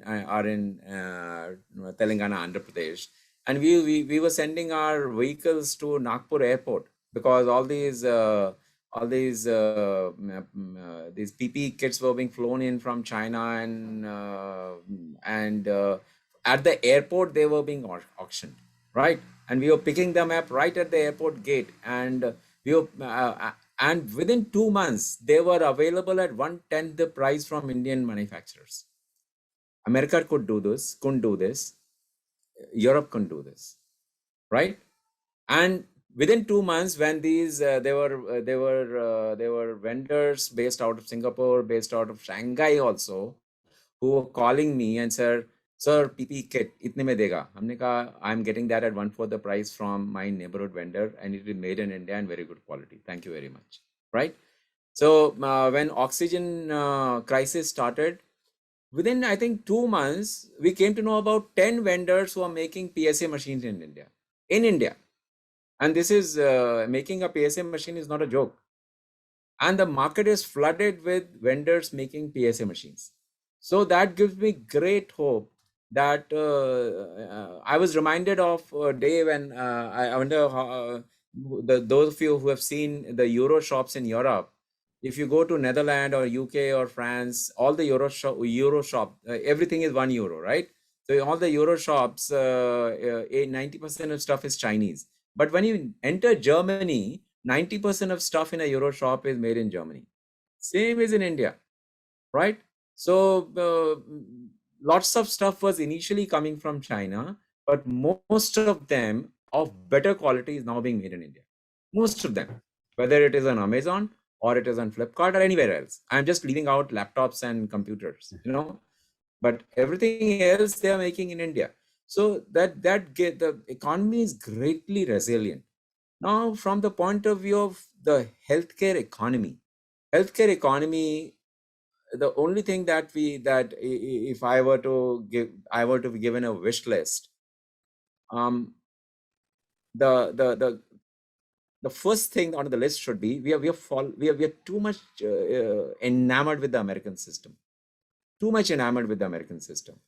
Everybody, a guy comes with a cut on the forearm, he wants to see a plastic surgeon. This can be sutured very simply by a DMO, a MBBS doctor on duty for 500 rupees. It can be sutured by a general surgeon for 5,000 rupees, but he wants a plastic surgeon for 25,000 rupees to put those 5 stitches, right? Now, that is creating a huge amount of inflationary pressure on healthcare costs in India. We are forgetting to celebrate our MBBS doctors. We are forgetting to celebrate, and the government is complicit in this. Today, the average MBBS doctor has lost total respect for himself because the society doesn't respect him. Society wants to, nahi, mere ko specialist ke paas jana hai. Nahi, mere ko cardiologist ke paas jana hai. European system doesn't work like this, and it's a much better system. Your first point of contact is always the MBBS doctor. He is well paid, he is well respected by whatever person is employing him, and he commands a particular this thing in his society. In India, it's not. Everybody wants to go to the super specialist and pay, and ultimately that is driving up cost. To drive down cost, we need to relearn how to respect our MBBS doctors and how to strengthen our primary care. And unless primary care and preventive care is strengthened, you can't keep on throwing money on just on tertiary care. It doesn't work. It has not worked in America. See, is the most expensive healthcare system in the world. And if we want to keep on following that, we will just ruin ourselves, right? The second thing that we need to do is, most of the Indian hospitals, once again, the private hospital, they follow the American system. Guess who makes the tariff? Nobody knows. Oh, Apollo का tariff लेके आओ और हमको Apollo से 10 रुपए ज़्यादा या 10 रुपए कम करना है. That's how tariffs are made. Very few hospitals, if at all, have cost accountants. Very few hospitals, if at all, actually cost their procedures and say, okay, ये मेरा cost है, इतना मेरे को percentage profit लेना है और ये मेरा price रहेगा. So everybody just keep on copying everybody else's price list. Okay. So it is, and then when the government starts coming down, because then they would ultimately everybody followed everybody else's tariff. The first tariff was what everybody kept on following, and that tariff was a stupid tariff. So ultimately, you were not charging patients for lots of services that you were giving free, and lots of other services you were overcharging patients. And then this became common knowledge. You are buying gloves for $10 and selling it to the patient for $1,000. I mean, I'm just giving an example. This need not be a actual number, right? And then the government says, oh, how can you make such profits? And then it puts a price cap on that. Then you start struggling. Where do I make my money? I'm as it is running, hardly making a 9%, 10% profit, right? So that is the problem. We don't know our costing. We don't do intelligent billing. We give a lot of services which are free. We give a lot of services which are much beyond the charge that we should be charging patients, right? So if we were to start doing that properly, no other industry works like this. No other industry works like this. Every industry creates a product, it does its costing, and then it does its pricing. It doesn't do market-based pricing. Okay. The third thing is that hospitals need to become more self-sufficient. Even today, after 2 rounds of pandemic, how many hospitals have PSA plants? How many hospitals? Very few. Very few. PSA plants, there's dozens of vendors in the country. And the economy, I mean, of course, you need to select the right vendor. So some of the vendors, the plants may become, actually give you 70, 80% oxygen within 1 year. Select a good vendor. That plant pays for itself within 1 year. After 1 year, you're getting free oxygen. But then hospitals are not buying it, right? So we need to actually see and evolve ourselves. These are the things that we need to do. This is the capex that I need to invest. This is the capex that is superfluous. I need to cost all my services. I need to do intelligent pricing. And there is no reason why our private sector healthcare inflation rate today is 20%. Now, 10 years earlier, our entry-level motorcycle in India used to cost maybe 30,000. Today, it costs maybe 45,000, right? And the same time, 15 years ago, a hernia surgery used to cost maybe 20,000. Today, it costs 1,50,000. Huge inflation. It is totally out of sync with reality. Out of sync with reality. So the industry itself needs to introspect. Industry probably needs to get some cross-industry veterans from other industries, managers from other industries to manage itself more efficiently. It's very important. Joy, I'll just add the 30 seconds, not even more than that, 3 points. So what you rightly has said, like, I think lesson probably learned is at healthcare industry sector, we can work on probably setting up boundaries and expectations of the customer. That's very important, because otherwise expectations keep growing enormously and we really don't know what exactly anybody wants.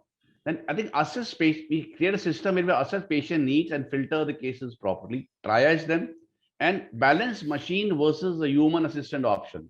I think, and make it a healthcare that personalized patient care, not like a generalized patient care.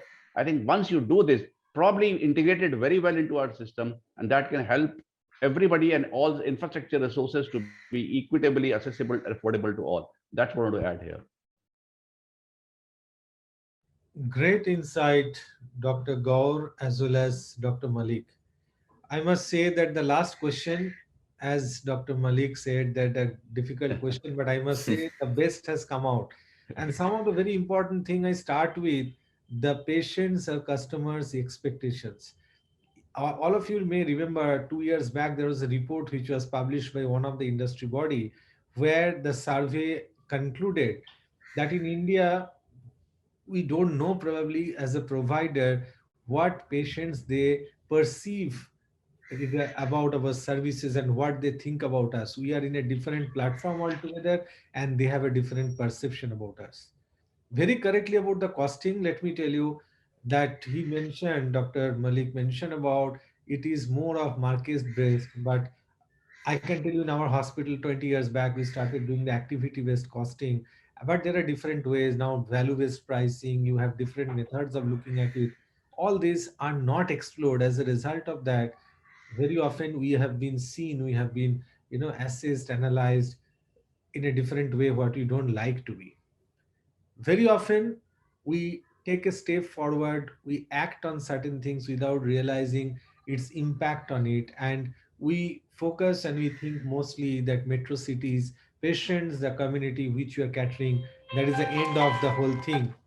But please remember, please, I want to tell this to the audience here, and I want this message to go, that if we continue to talk and focus on only this people who are in metros, and we try to create our service which is going to be more oriented towards the high end patients, probably will not do justice, and our discussion may not get adequate weightage. We need to create, when I say sustainable, we need to ensure the bottom of the pyramid is also taken care of. The people who are in tier 2, tier 3 cities, in the village, in the rural areas, they also have a healthcare. They also have some provision to avail healthcare which can meet their expectation and which can take care of their issues. And the day we'll be able to do that, that day we can very proudly say that we have created a sustainable healthcare model which meets our 138 crores population of this country. And that day, probably we'll again come back and sit and we can tell these are the some of the recommendations which were made, and that has taken shape, and that has made this dream possible. So thanks to all the panelists, thanks to ADMH for giving me this opportunity, for having this excellent platform and sharing our thoughts and views. So with this, I want to conclude this session, and over to Rahul. Thank you. You're mute.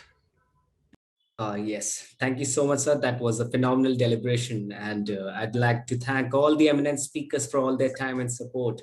Dr. Ravi, Dr. Alok, and Dr. Joy.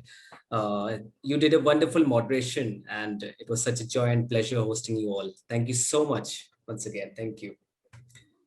Now, moving on with immense joy, I'd like to invite our special guest of the day, Mr. Ramachandran Gopalakrishnan. He is the chairman of InnoServ Group of Companies and director at Keiretsu Forum, a global investment community of accredited private equity angel investors, venture capitalists, and corporate institutional investors. He's a qualified chartered accountant with 20 years of investment banking experience and 19 years of being a mentor capitalist. He possesses diverse knowledge of strategy, finance, and operations. He's also a serial entrepreneur with a total of 39 years of varied experience in various fields, including fitness, wellness, retail, finance, sports tech, and digital. Thank you so much, GR sir, for joining us. Over to you for your special address.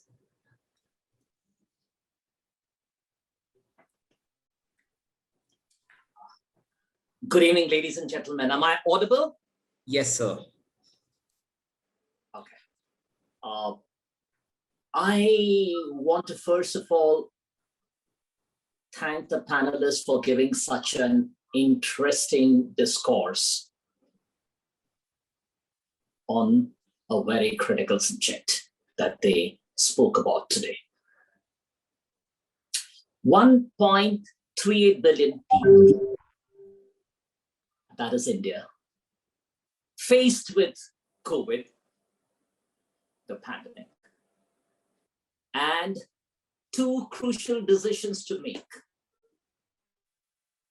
balancing the economy and looking at the healthcare. It somewhat looks to be a case where, honestly, it's been double trouble. In the sense, we have had people coming into the system looking at things a wee bit differently.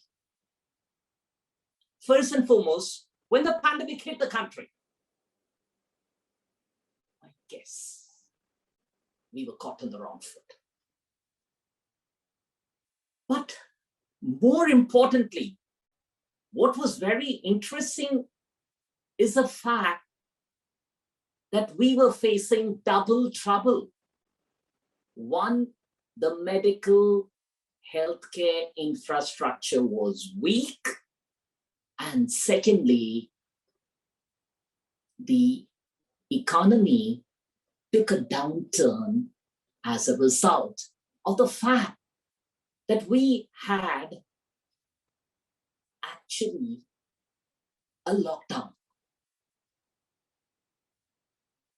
Were the decisions right? Hindsight is 2020. But the lessons that we learn are very, very critical. And one of the lessons we learned is we had a complete lockdown, and today almost we have a partial indefinite lockdown in various modes and forms. And what has this done? It has affected the economy like nobody's business. Production down, inflation up, GDP down, liquidity crunch, economy in shambles. IMF predicts one point of time 12% growth on a rebound. Now it says it can be 9.5% or even less. And we talk about the medical infrastructure, and we say that, yes, we have done so much of testing. But then when the pandemic started, we were exporting vaccines to other countries in the world. Ironical that India needed it more. And what it has done is that it has affected jobs. Joblessness has increased. And at the base level of the social pyramid, people have been losing not only jobs, they don't have their livelihood, and they're facing literally extinction and starvation as we have seen it. The question that occupies our mind is, how do we balance healthcare and economy now? One major factor acting as a roadblock is crucial and critical decision-making. A recent study by the All India Institute of Medical Science indicates that the medical profession feels that the private sector participation in the pandemic has been less than what should have been there. Possibly, the government could have thought about it in a more proactive manner. A, by ensuring that the COVID testing is free for all and is done quickly, and we involve everybody in the system to do that. B, when the vaccinations were being produced, it should have been first secured for India instead of doing negotiation. We didn't have to do financial negotiation and go for the lowest bidding or whatever we call about it. And then we were exporting vaccines and getting laurels at that point of time when India itself was suffering. When we have a lockdown, the economy gets actually battered and bruised.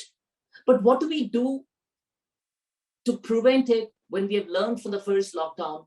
We had to ramp up our vaccine program and vaccinate the whole population and make it a mission, just like our space programs are successful at low cost. Our vaccination program should have been very successful. And as a result, it would have been a possibility that India need not have this prospect of this continuous, indefinite, partial lockdown as it continues affecting healthcare. Secondly, a public-private initiative in the form of private enterprise being more actively involved could have made a lot of difference in the system. Alas, it has not been there. And more so when one looks at it, what has been done now? Very, very importantly, we need to go on a mission to say it's a do or die effort of ensuring all the people are vaccinated ASAP by the end of the year. That means it's mission critical. If that's the case, we need to see what is needed. And if that involves importing the vaccines, we need to do that and get it done. But somehow or the other, the machinery is not moving fast. The word is focus and be fast in execution so that the limited healthcare infrastructure facilities are used to the very best. Third, the vaccine should be again given to the poor people at free of cost, and it should be done fast. Fourth, we should have taken a leaf out of Israel as a country. They negotiated with the top producers of vaccines and ensured even if they pay $1 more, they got their country's population vaccinated so that they don't have to wear masks. I'm not saying we need to go to that extent, but then we could have not negotiated it and waited for the lowest quote, but got the vaccines in place so that even today as we speak, we still have vaccine shortages. The app is there, technology is there, but when you don't have the supply chain logistics in place, nothing works. So the people are living in fear.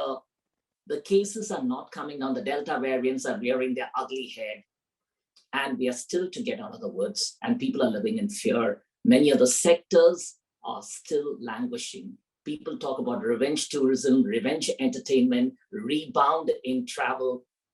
It looks to be nice to talk about it, but unless the government moves very quickly in a focused manner, providing both the financial impetus in the form of moratoriums, loans being given quickly, and some amount of leeway being given in terms of payments and the small businesses being helped through, it looks to be not only double trouble in the form of weak medical infrastructure and a failing economy, it is going to affect us pretty badly.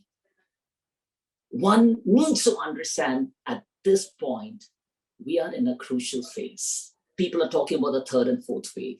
The infrastructure already is wilting under the pressure and the onslaught of the COVID variant. The financing activities is not helping the economy because there is no production. All that one can hope for is that we work faster, we involve the private sector in a big way to ensure that the vaccination takes place at a rapid pace.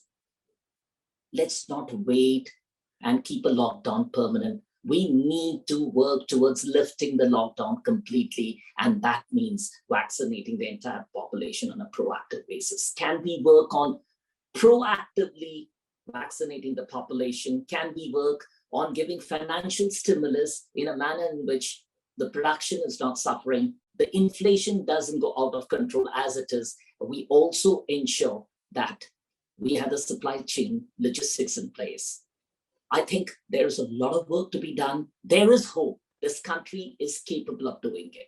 And if we as a nation and the private and public sectors, corporates, take handling COVID as part of the corporate social responsibility as CSR, I think we'd open a new chapter. And as one of the panelists was talking about, we don't have to import the models of the West, which can be faulty. We need to create our own model, create a unique model, and hopefully then this country and the economy can progress forward, and the 1.38 billion population can breathe a sigh of relief and look forward to a better tomorrow.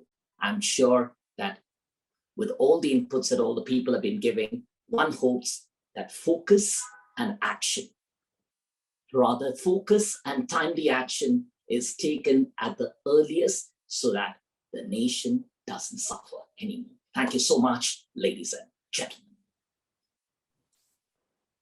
Thank you so much, Jia sir. Always a joy in getting a chance to listen to you. Such a powerful and insightful address, I must say. Thank you so much for that. And now let's move on to the second felicitation ceremony of the day. I'd request the backend team to play a short video beforehand.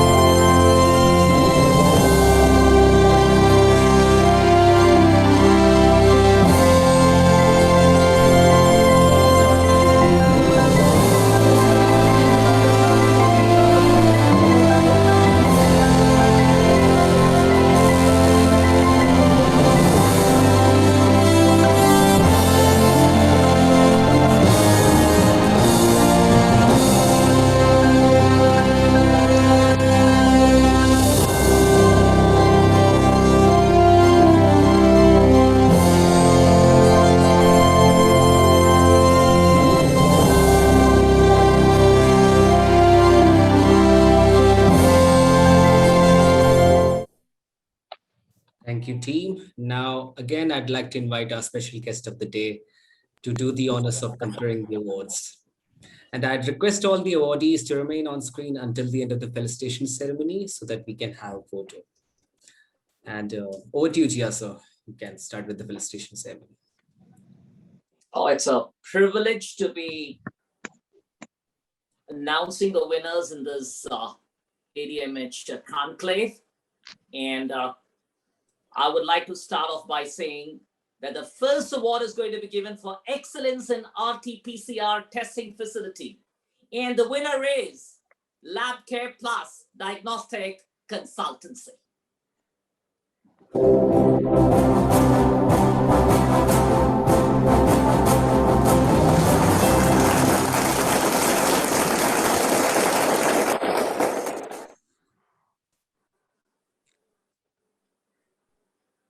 Can we have the recipients, please? Is the person there? Anyone from LabCare Plus? Sir, we can move to the... I hear somebody. Hello? I'm Bhushan Kulkarni, LabCare Plus consultant. Hello. Yes, go ahead, Mr. Bhushan. Go ahead. Thanks for giving me this opportunity to get participate in the healthcare excellence award. And I'm very much thankful to all of you for giving me this award. And as far as the COVID-19 era, I have done a lot of activity regarding to eradicate COVID testing and also whatever this pandemic was there. And from last 1.5 years, I am handling around five ITR labs across the NMR, doing all the testing for all the people whoever are taking that free of cost. Government. Congratulations, Mr. Kulkarni. Yes, sir, we can have the next. Mr. Kulkarni, congratulations to you. The next award is the Excellence Award in Multi-Speciality Infrastructure. And the award goes to Vishwaraj Hospital, Loni, Pune.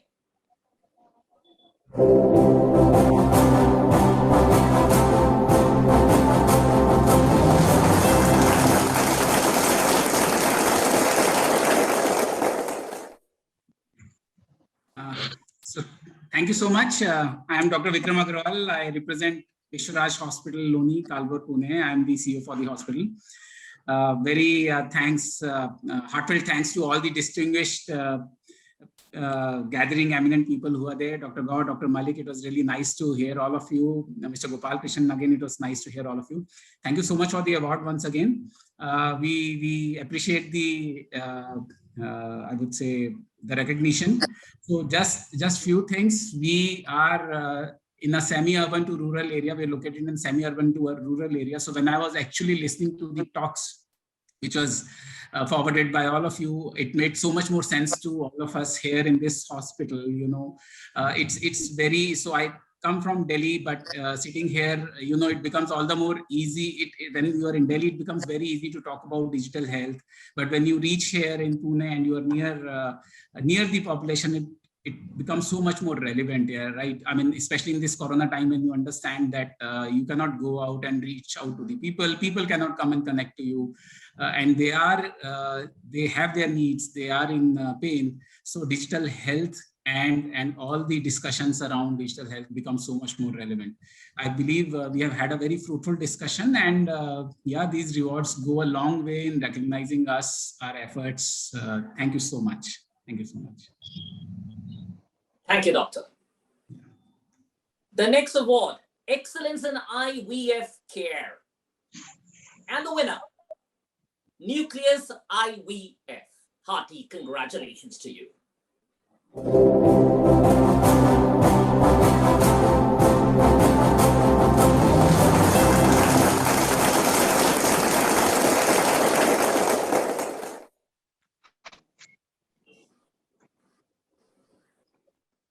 Do we have someone from Nucleus IVF?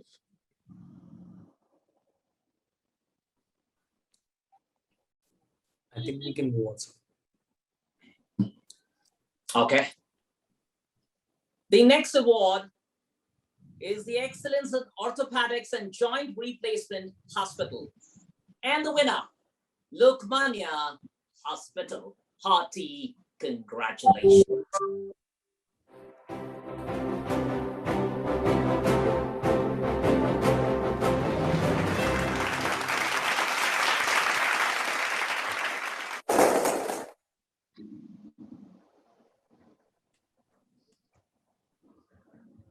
Can we have the representative of Lokmanya Orthopedics, please?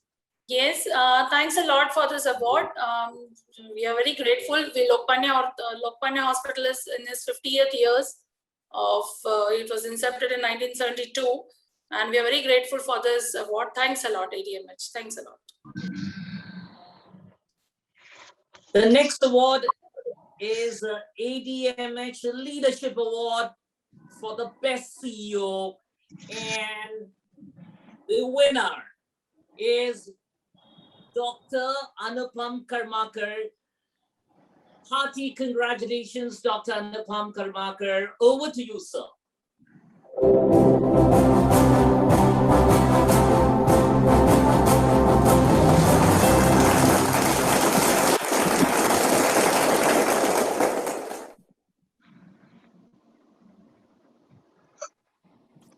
Hello, thank you so much. Hello. Yes, we are hearing you. Am I audible? Yes. Perfect. Please go ahead. Thank you so much, ADMH. And thank you for also the ADMH, the knowledge sharing partners for, making a lot of conferences virtual so that the knowledge can be given. So a lot of my students have gained a lot of advantage with this. And believe me, this is a very wonderful initiative at this time wherein a lot of things can be shared amongst people. Thank you very much for the recognition. Thank you. Thank you so much. We now move on to the Corporate Excellence Awards. And we come to the first award in this category, the Healthcare Institution Excellence Award. And the winner is AIM Paramedical Institute, Parel, Mumbai. Hearty congratulations to you. Over to you.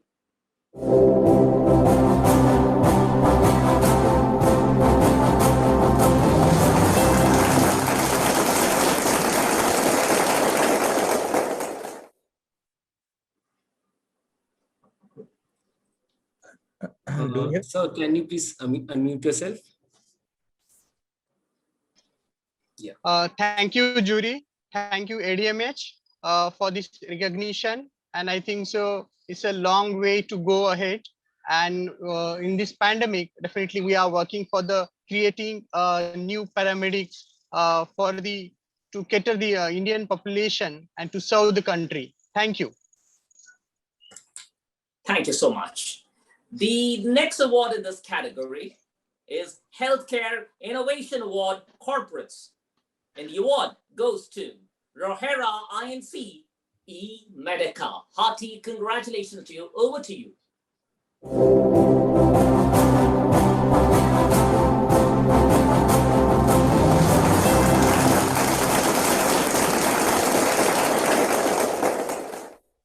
I seriously appreciate the jury to select us for this award. As the entire jury was talking about artificial intelligence and the future space, Rohera INC is a US-based company. We have our strings out here in India as well, and we're working towards it. E-Medica is already in the market. It's already sold around 8,500 pieces in past 7 months, and we look forward to make it more better. Thank you. Thank you for appreciating us. Thank you so much. The next award is Excellence in Healthcare Equipment in the Pandemic. And the award goes to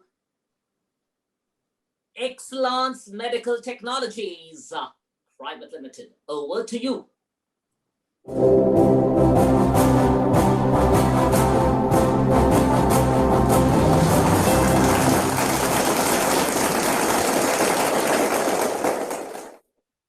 Thank you, ADMH, and thank you, jury. We at Excellence work for the pandemic solution and surgical fraternity when they were struggling to operate the surgical procedure at the time of pandemic due to COVID situation. We deliver a product in record time for surgical smoke evacuation in laparoscopy and open surgery both, wherein every surgeon was struggling. That time we stand behind and we give the solution for surgical fraternity in India and complete Make in India solution. Thank you. Thank you. You're welcome. The next award is Excellence in IT Support. And the winner is Manorama Info Solutions. Over to you. Hearty congratulations.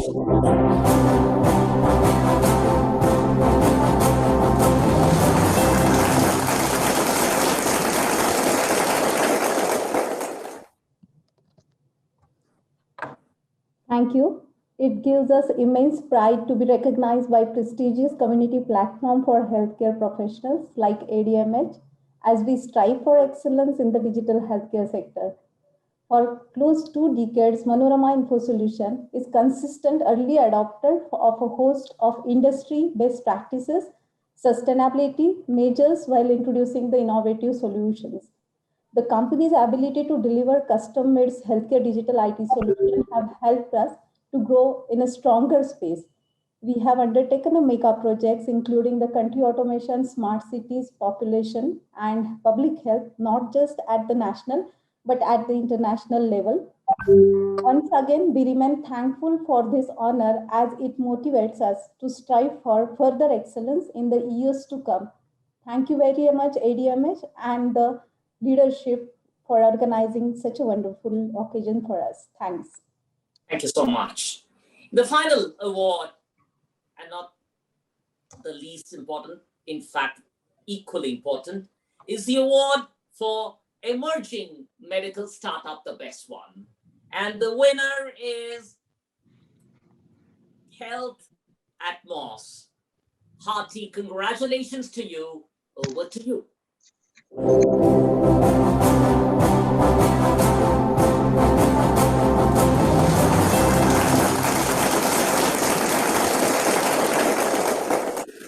Thank you, jury, and thank you to a big hearty thank you to the organizers. It's a very humbling experience because compared to the big names here, we are only 8 months old. We started in December 2020, but in the meantime, we have been able to provide solution to international travel companies, to corporates in India, so that they are able to cope through the COVID phase by providing them timely RT-PCR, COVID vaccination, and other services. So in India, as on an aggregation model, we have covered more than 120 towns and cities, and I'm very glad to tell you all that we have also now presence on our network in more than 5 countries, and hope by the next edition of ADMH, we will be having our network in more than 50 countries globally. So this service is growing, we are growing, and hope we will meet you all next time. Thank you very much. Thank you so much. Thank you, ladies and gentlemen. With us, we come to the end of this category of the awards function. Over to you, Rahul, and to Rahul Jain. Thank you so much, Jia, sir.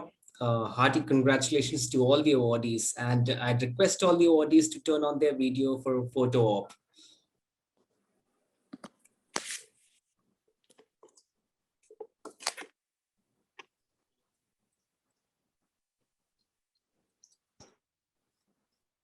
Yeah, back in team, please. Thank you so much. Amazing. Thank you so much, everyone. Congratulations to all of you. Hearty congratulations, everybody. So now let's move on to the last panel discussion of the day. The topic of discussion is the importance of investment in digital healthcare solutions. Now I'd like to invite and welcome the eminent speakers we have here today with us. Firstly, I'd like to invite Mr. Dr. Manish Rai, Senior Vice President, Medikabazaar. Then we have Mr. Piyush Bhan, Vice President and General Manager, Salucro. Then we have Mr. R. Bala Murugan, Senior Vice President, Medical Vertical, HCL Technologies Limited, and Joint Coordinator, IMED. The moderator of this August panel will be Mr. Joy Chakraborty, Chief Operating Officer, Hinduja Hospital. Thank you so much, everyone, for accepting our invitation. It's an honor to have the opportunity to host you. Thank you so much. Over to you, Joy, sir, to take up the discussion forward. Thank you once again, and it is my privilege to be here and moderating back-to-back two sessions. And I must say that both the sessions had a huge correlations, and some of the inputs are going to get really useful for people like us who are in the healthcare sector.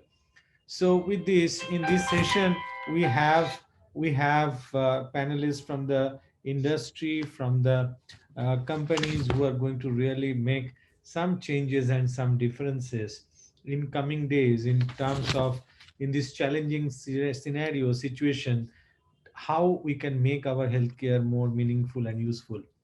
And the topic for this panel discussion is the importance of investment in digital healthcare solution.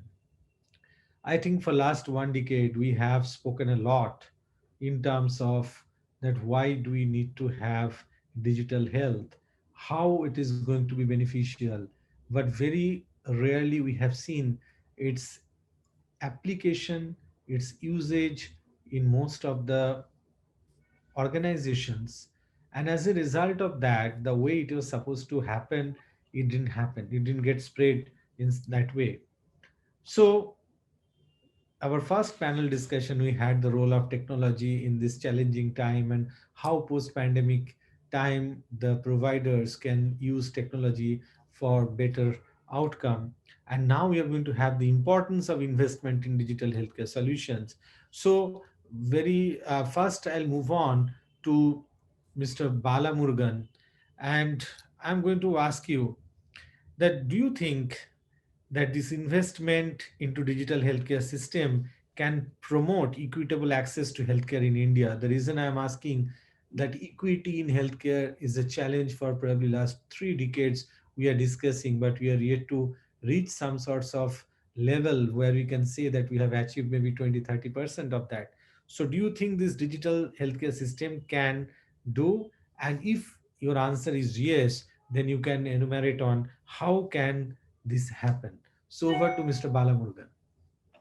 So thank you, Mr. Joy. This is a very important question because we heard Dr. Aloke saying that the adoption of, for example, the EMR, EHR is only 5% in Indian hospitals. Number one. Number two is data is not available. Because data is not available, we will not be able to provide anything meaningful in terms of AI or data analytics. So it's a very, very important issue to be addressed. So we are actually having some unique advantages because we are adopting this little late.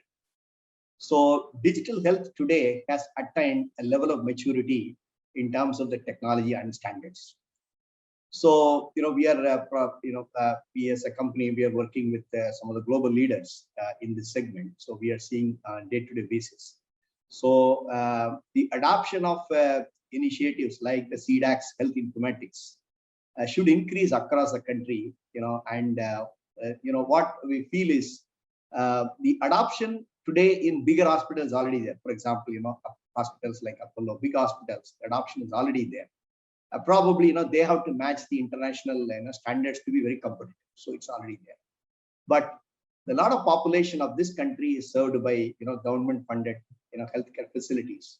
So equitable access can be achieved only if widespread adoption happens in these facilities.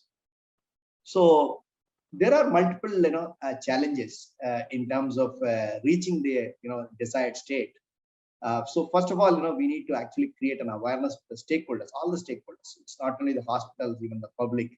What are the benefits that we'll get by this adoption, especially in a country like ours, where there is a resource crunch, be it doctors or equipment. As per a recent McKinsey study, they have actually concluded that adoption of digital technologies in the care delivery areas such as remote care, digital therapy, and disease management is going to give significant cost reduction up to 50% plus. In the overall healthcare cost, we can save a lot of money. So it is no more a luxury or a plus point for some of the big corporate hospitals. It's basically required to deliver better patient outcome. So I can give you a number of examples, because probably you will see a lot of device flavor in my examples, because I'm coming more from engineering device service kind of an organization. So I'll give a couple of examples. So one is basically one of our customers is actually working on a new product where it's a cardiopulmonary device which really picks up the heart signals, and it actually sends it to a device, and it is going to be monitored by maybe some nurses or healthcare professionals, and even some of the caregivers. So the advantage of this kind of system is basically it is going to save at least 60% of the overall cost to be spent by that particular patient who is having a cardiac issue today. The second advantage is the number of days that he is going to post-operative care, the number of days he is going to spend in the hospital is going to be drastically reduced. Now, if you have to adapt these kind of innovation in today's in India. In fact, COVID is actually driving this need very, very fast. So unless we invest and adopt the digital healthcare system, it is impossible to adapt such technologies, and we cannot give the better patient outcome. So it is becoming a necessity today. The second example I can talk about is in fact there were a lot of things like AI and ML. I want to give you one example of what we are doing with Sri Ramachandran University in Chennai. So it's basically a machine learning algorithm. So you take an X-ray image. There were some research papers from Stanford University on this topic. It's basically a decision support system for diagnostic images. You take an X-ray image, and you can really detect about 13 different diseases, including COVID. So you have shortage of radiologists in this country. So even though a machine learning algorithm, it's going to read the image and it's going to give an inference, it cannot definitely match a radiologist performance, because it has to go through a level of maturity in terms of accuracy. But it can definitely help in terms of prioritizing. Assume a radiologist is there, he gets probably 100 images today. Now, which one he should focus? He does not know. It is going to be first come first serve. Rather, all these images, what we are our solution is all these images will go through a machine learning algorithm, and it will basically give priority. Assume out of 100, maybe 10 has got some issues as per the machine learning algorithm. At least these 10 can be given as a priority to the radiologist, and so that that those patients do get the attention. So these are the kind of examples where if you make appropriate investments in the digital healthcare system, ultimately we are going to save definitely the spend in the overall healthcare. The patient outcome is going to increase. There are a number of such examples.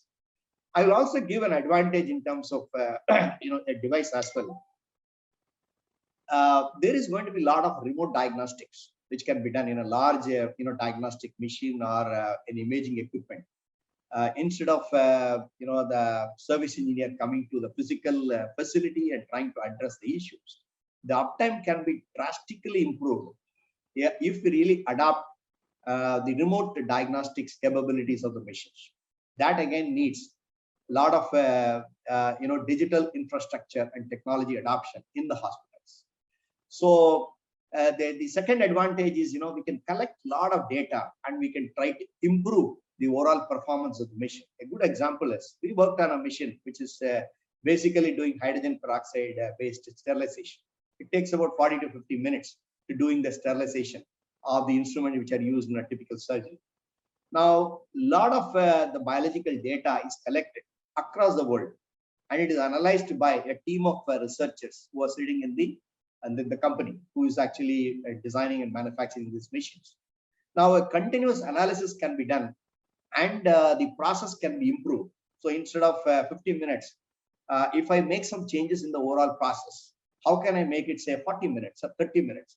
It's going to give tremendous benefit to a hospital in terms of doing more surgeries with the same number of instruments, which is a very, very big investment for any hospital.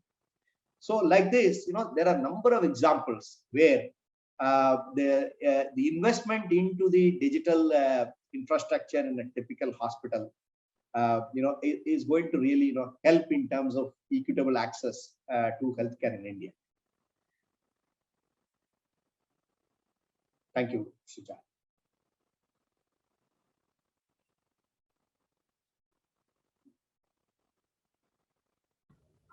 Thank you. Sorry, I kept myself muted, so I didn't realize that. So thank you for your tremendous this input, and very importantly what you have told about this. You need to select, identify the thing which is going to be helpful in a long way and going to be useful for the users as well as the beneficiaries. So thank you very much for that, and I move on to my next speaker, next panelist, to Mr. Piyush Bhan. The question is, how can government and technology partners work to transform the digital healthcare infrastructure in government-funded healthcare facilities? Thanks for this, Joy. So when we talk about the government, type of infrastructure, wherein we're looking at a private partnership coming into government panelists and the government team in terms of finding information and finding technology-driven solutions. It is a totally different approach, and that is something that has been taken care by at a central level, and it has been taken up at the state level as well. So what I can really talk it from the a private technology company perspective of we really look forward to when government is looking forward to technology partners and technology solution providers for government funded hospitals. Obviously the pricing and the commercials have to be taken into account of. And at the same time, the government also needs a solution that can actually provide benefits. So there's a lot of work that is going on the ground with respect to with a lot of help from the government-funded NGOs, with a lot of privately funded NGOs who are helping set up the entire infrastructure, wherein the private players are coming in and providing the services. So one such example that I can provide you, which I've known from a lot of discussions that have been happening over the last 2 months, where a lot of preparation is going on in case when I'm talking about a preventive preparation and preventive measures have been put onto the ground in case there is a situation like a third wave that is upcoming.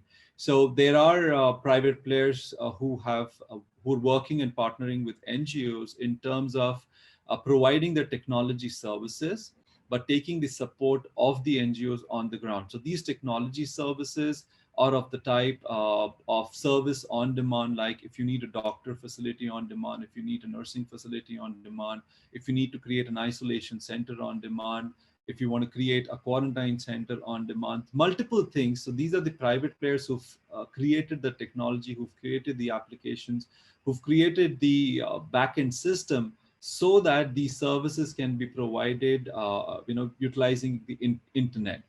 The second example that I can provide is of diagnostics, like Mr. Balamurgan was mentioning, that there are remote diagnostics that are coming into play. So there are devices which are now being configured with Bluetooth, and they can connect with mobile applications to get the readings. And these readings can be supplied back to the central team who can take care of the information and provide the right diagnosis.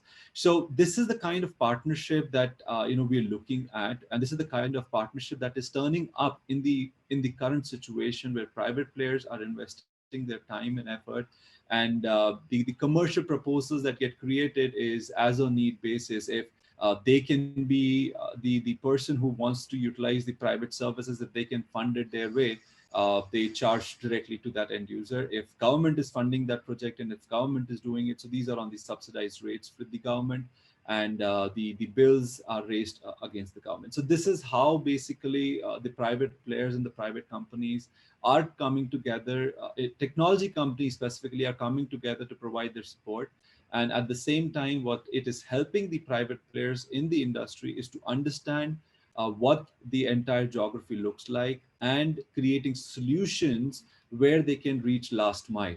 So this is a benefit that the private technology companies gain out of when working with the government body. And at the same time, the government bodies are also open to providing the funds, open to providing the subsidies in terms of the technology, in terms of the work that is happening. On a similar topic, on a note, that comes out from the government, there's a lot of support and a lot of effort that the government on the central and the state level is putting in a lot of digital push.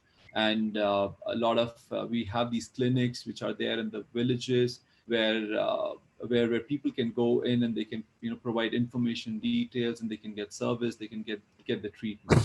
So a lot of work is going on in that line, in that portion, and in terms of engaging private players, in terms of engaging, working with the government bodies. This is something that we expect, we look forward to, and it is definitely going to be a good collaboration, and I'm seeing that happening on the ground with different technology companies that I'm speaking off and on, and how they're helping the government bodies, the NGOs, the state and the central bodies to deliver these solutions. Thank you, Mr. Bhan, and I'm sure that it is a very encouraging to see that how the government and the private organizations and tech companies, they are working together hand in hand. And just for the benefit of the attendees, may I request you to share some of the real examples where this kind of collaborations have taken place. If you can mention some of those, it will be really enriching experience for all. For sure.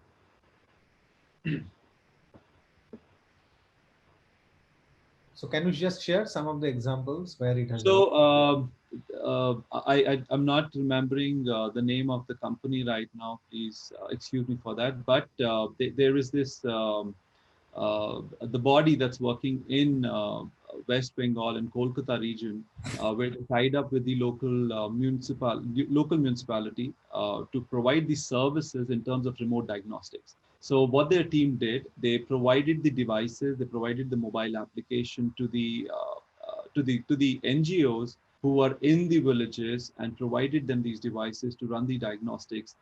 These diagnostics were of the type running blood tests. These diagnostics were of the type of finding the temperatures, finding the the symptoms that the person has, and recording them and sending it to the central body, where they could help conduct teleconsultations, they could help conduct video consultations in those villages.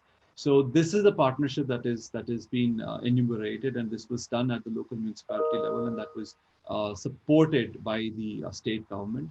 There was one such example and one such activity that was done by Karnataka government as well, and another one that was done by the Tamil Nadu government as well. So multiple activities, multiple technology companies that I spoke of. This was something that I got to know about.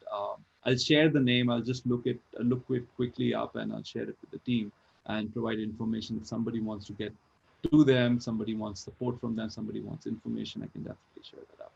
Thank you very much, Mr. Bhan. And I move on to my third panelist, Mr. Manish Rai, comes from the very now popular and doing the segregated job, Medikabazaar. And he sits on the other side, and he is probably one of the agencies which is supporting, supplying things for whether it is hospital, clinics, or anyone. So the question which will be very pertinent to you, that what are some of the key areas in healthcare infrastructure do provider need to invest? Like you, if you are sitting outside the healthcare providers domain, and if you sit and look at it, what do you suggest some of the areas where providers can think of investing to ensure efficient and optimized usage of technology? Over to Mr. Manish. Good evening, Mr. Joy. It's always nice hearing all your good words. Yeah, so coming to where we believe there is a lot of scope for improving healthcare using the power of technology.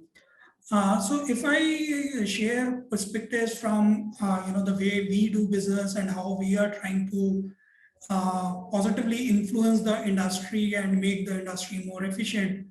One is, to start with, is supply chain efficiencies. Today, especially when we look at, the distribution of healthcare services in the country, while, we look at metros, tier 1 or maybe up to tier 2, the quality of healthcare services is quite different from what we see in tier 3, tier 4. And this is one big gap that we are trying to bridge by creating a very robust national and efficient supply chain systems. Because what is happening is when we look at tier 3, tier 4, it's not just we look at a gap in terms of number of doctors available in those areas or number of beds per 1,000 people on that metric we see. We also see even the availability of medical supplies. That also takes a huge beating. You know, the distribution is broken, highly fragmented there. Some of the supplies takes many days for it to be delivered.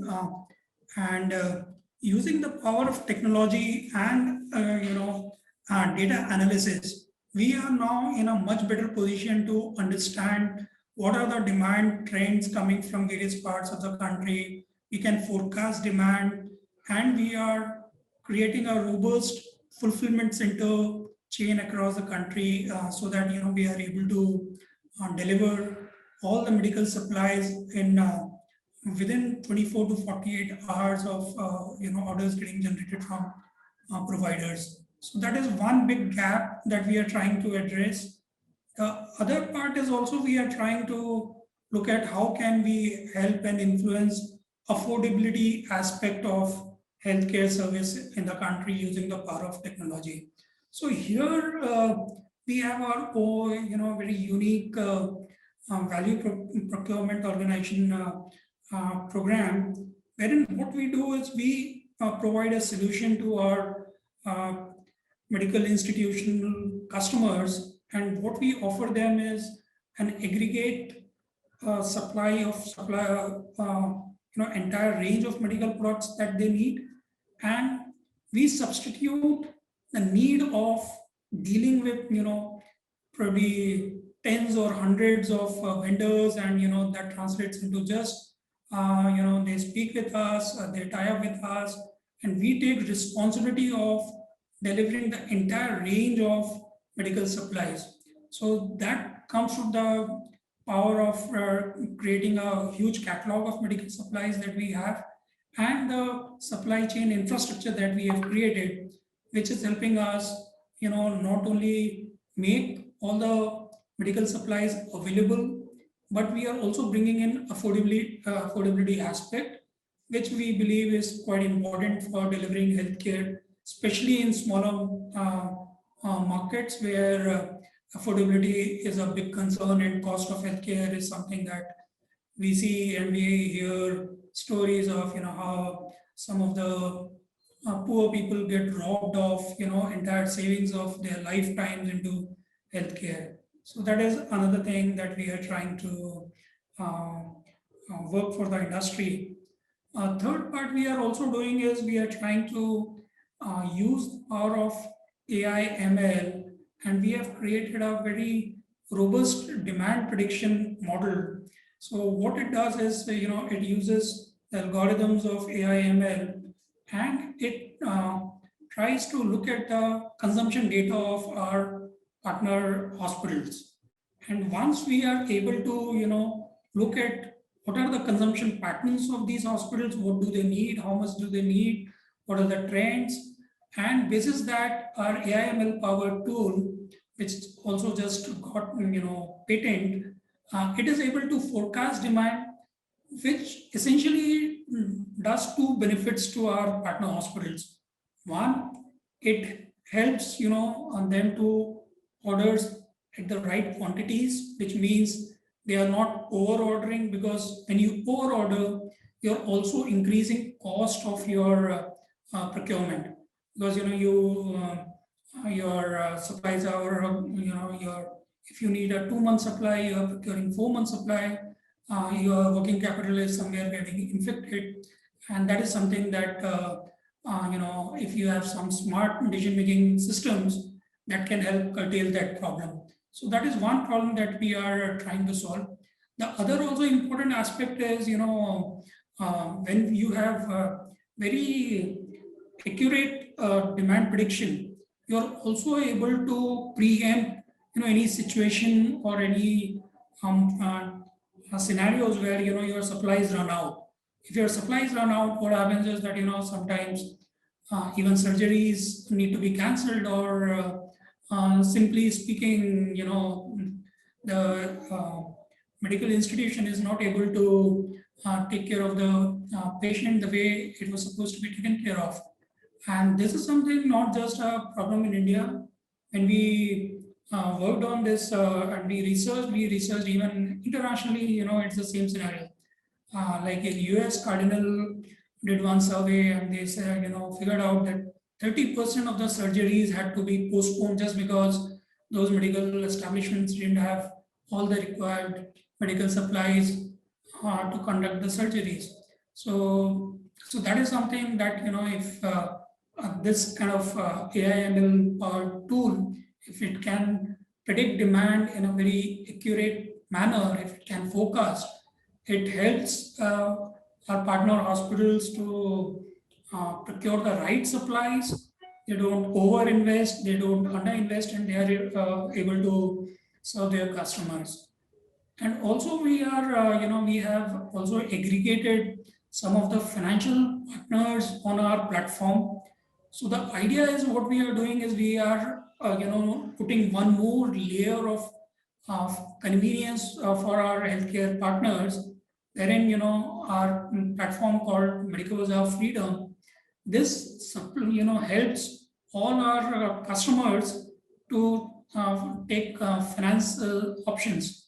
So especially what we are seeing is a lot of our partner hospitals, if they want to buy any high-end equipment, high capex devices, they can, just use this aggregation of financial services that we have, and they are just simply able to avail the financial services. It's on a click of a button. It's extremely convenient, and we are able to deliver even financial service support to our establishment customers to make their healthcare more robust, and they are able to broad base their services and offerings that they have in their medical establishment. So these are some of the services that we are doing using the power of technology, trying to positively influence the industry.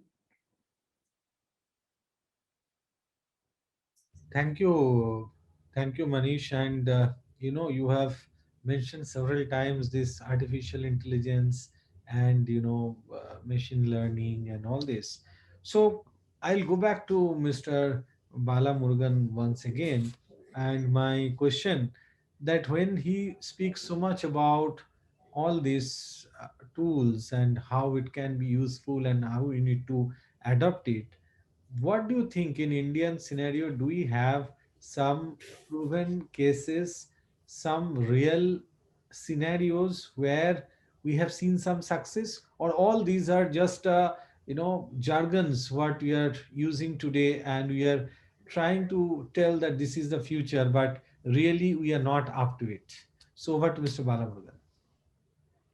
Yeah, it's a very important point, because a lot of times the question is, is it really making any sense to the patients in the healthcare world, or is it only a hype?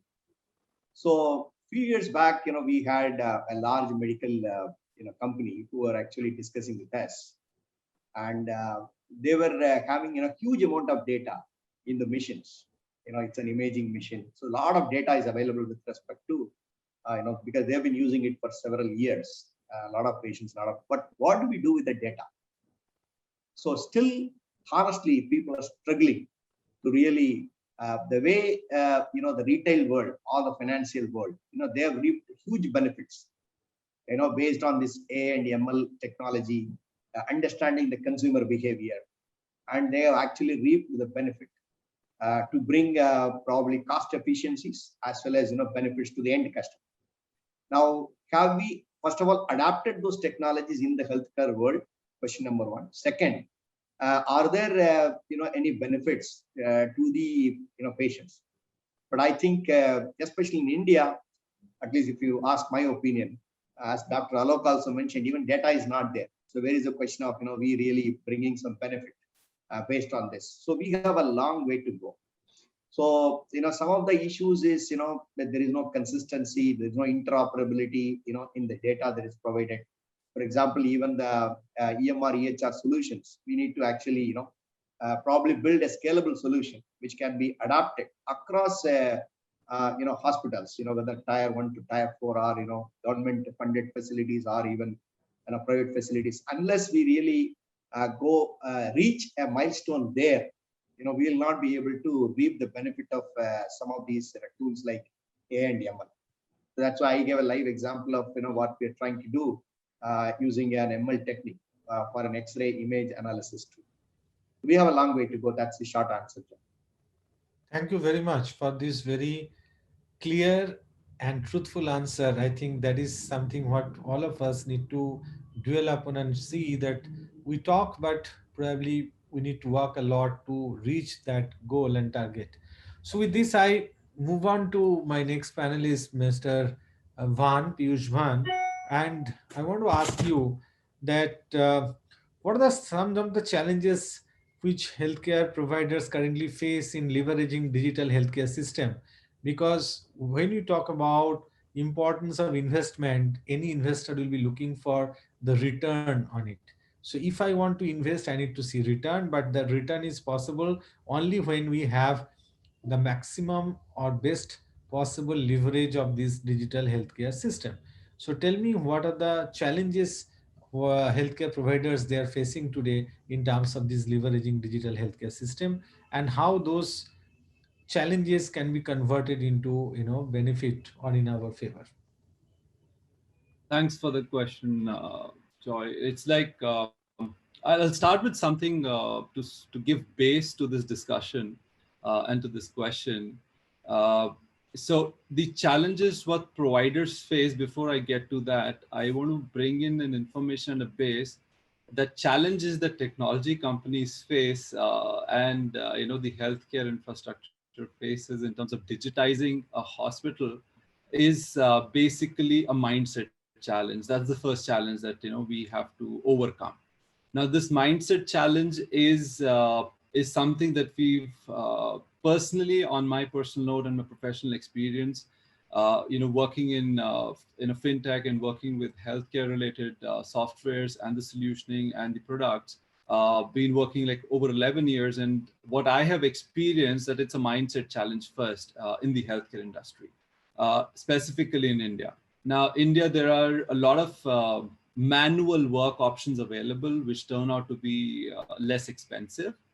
So, there's an automatic, initiation and automatic leaning towards that manual utilization. Now, for good or for bad, when the pandemic hit, it actually gave a shocker to the entire healthcare industry and to the entire, mindset that the digitization was important even before the pandemic. And with this pandemic coming in, the shocker when it came in, that if I wish I had done that digitization before and leaned myself toward digitizing the whole thing. So this is the challenge where it really starts from. Now, once we've overcome this challenge, now we've really overcome this mindset challenge because of the pandemic. And before that, just briefly with demonetization happening, we have now overcome this challenge. Now, the challenges that hospitals face right now, today, as of today, they're spoiled for choice actually now. With the different startups coming in very niche areas and very dominant areas over the last 3 years, if you really look at it and review, there are a lot of health tech startups that have come up. And within a span of last 6 months, I was reading through an article which said there are approximately, if nothing more, but nothing less than 500 startups which have come up in the last 6 months in healthcare. Now, you see there are so many startups coming up. There are so many things that are coming to you. There's so much information that you're getting. The challenge happens and the challenge comes in. Who should I select? What should I pick up? What is my thing that is going to give me return on investment? So how I work with the hospitals in providing the solutioning and suggesting them is, what is your pain point really? What is this? What is it that is bothering you? Is it an operational challenge? Is it your IT challenge? Is it your accounts challenge? Is it your day-to-day challenge? What is the challenge? So the number one thing, once you understand what my challenge and what my problem area is, then the solutioning and finding the right solution becomes easy. Everybody would definitely look at the return on investment every time whenever you're initiating a project in a hospital. But when we talk about return on investment, there's a bigger challenge that we look at shorter return on investment, like an immediate return on investment. Like Mr. Balamurgan was talking and Mr. Manish Rai was talking, and Mr. Joy, you also brought in. We were talking about artificial intelligence and machine learning, but at the same time, we're saying that we want to see immediate result of it. The result obviously will not be immediate. It will take a period of time, maybe a year, maybe 2 years, maybe 3 years, maybe 5 years, because the data needs to be processed, the information needs to be processed, a model needs to be built that can help support you making those decisions. And then you will see the return on investment for the money that you're spending now over a period of time. Now, this is something that has to be understood by everybody, not just me as a startup, as a technology company, or a company who's already been working in for more than 17 years in healthcare. It's not just me, it's the entire healthcare industry, specifically in India, that needs to understand that we need to learn the importance of digitization all the more now, because there are a lot of avenues that it will open up for you once you pick up this digitization strategy. So one of the examples that I was really talking about, the teleconsultation and the telemedicine and the video consultation and the remote diagnostics, as a hospital, as a healthcare company, as a healthcare provider, you can actually send in people, or you can actually have your remote clinics in those smaller villages and smaller towns, where your operations costs are very low, where you don't have to set up the entire infrastructure, but you can still have access to the outpatients, the OPs, who really don't have to come to the central hospital. So once you embrace these technologies, once you embrace these solutions, it makes things all the more easier. Another example that I can share with you is when we started the operations in India and providing the solution for an integrated end-to-end payment solution, we kept getting asked this question. I have people who can do the manual reconciliation. I have people who can do separate integrations one by one after the other. And the concept took time for them to understand. But when this demonetization happened, everybody realized, what? If I had one platform that could do all my payment systems, my payment solutioning, my reconciliation, and this was just one vendor who I could talk to, my problems would have been solved. So that's something, a challenge that we face, we see day to day in terms of a healthcare system picking up the solution, be it challenge on their side, and at the same time a challenge on a technology company who's trying to bring in a solution to the healthcare industry. There's a challenge on both sides. The challenge on the technology company trying to give the solution to you is the mindset challenge that we've seen in the healthcare industry in India. And there's then for the hospital, the challenge is, which solution do I pick? Because when a solution provider is coming to the hospital, they can claim 20, 25 different things. And when it actually comes down to implementation, then you start seeing, this product and the solution that I picked up, is failing in XYZ areas and the XYZ domain and the XYZ section, which I really wanted. So how healthcare providers can choose the right solution for them is, number one, to identify what is your problem area. What is something that is pinching you day in, day out, every minute.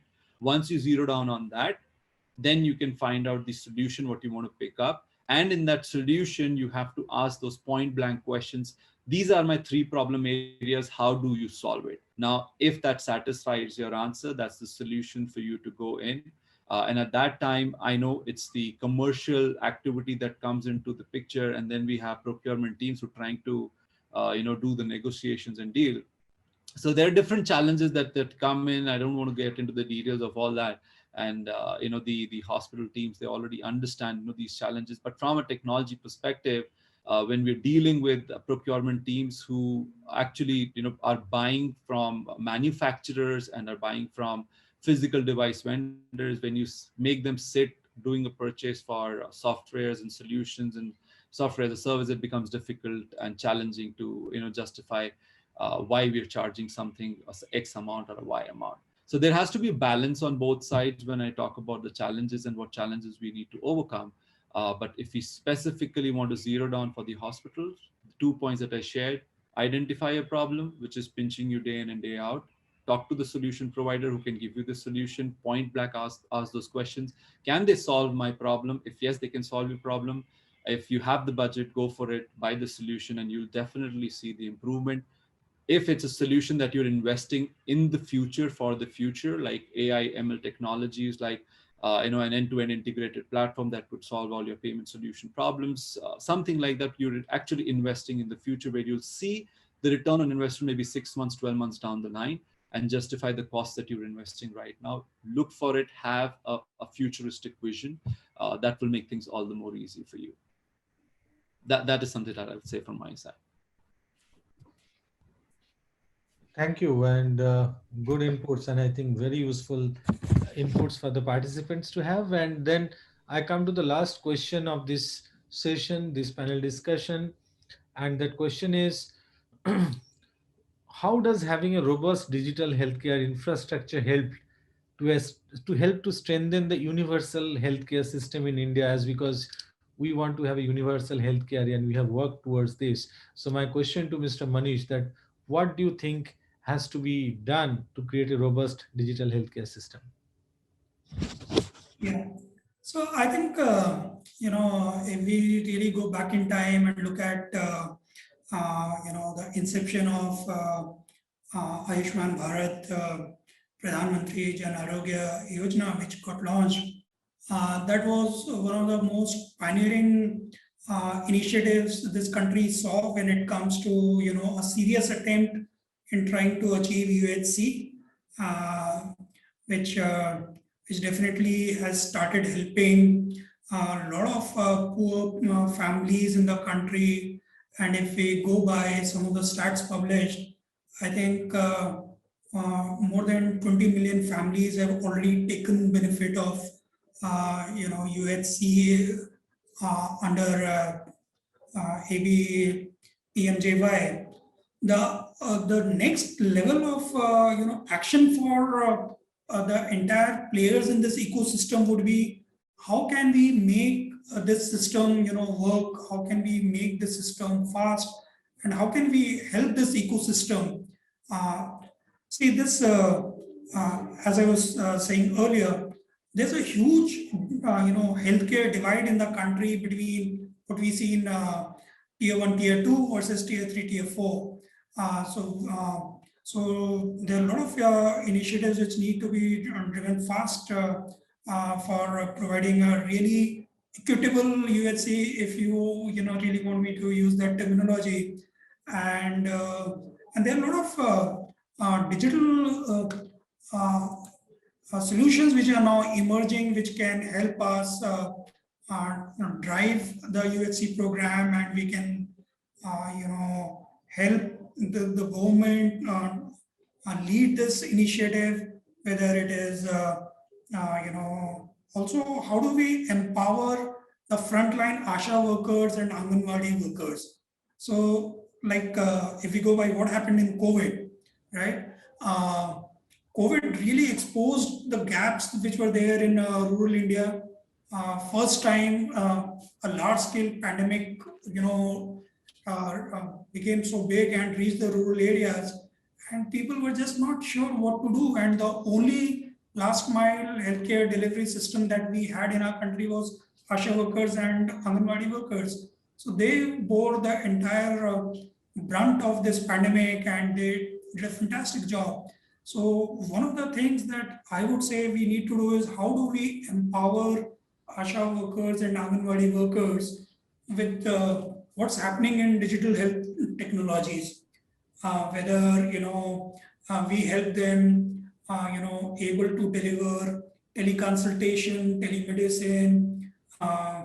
Can we look at using all the benefits that wearable devices which are now coming? can we empower ASHA workers and Anganwadi workers with wearable devices for IoT or IoMT as what we call it.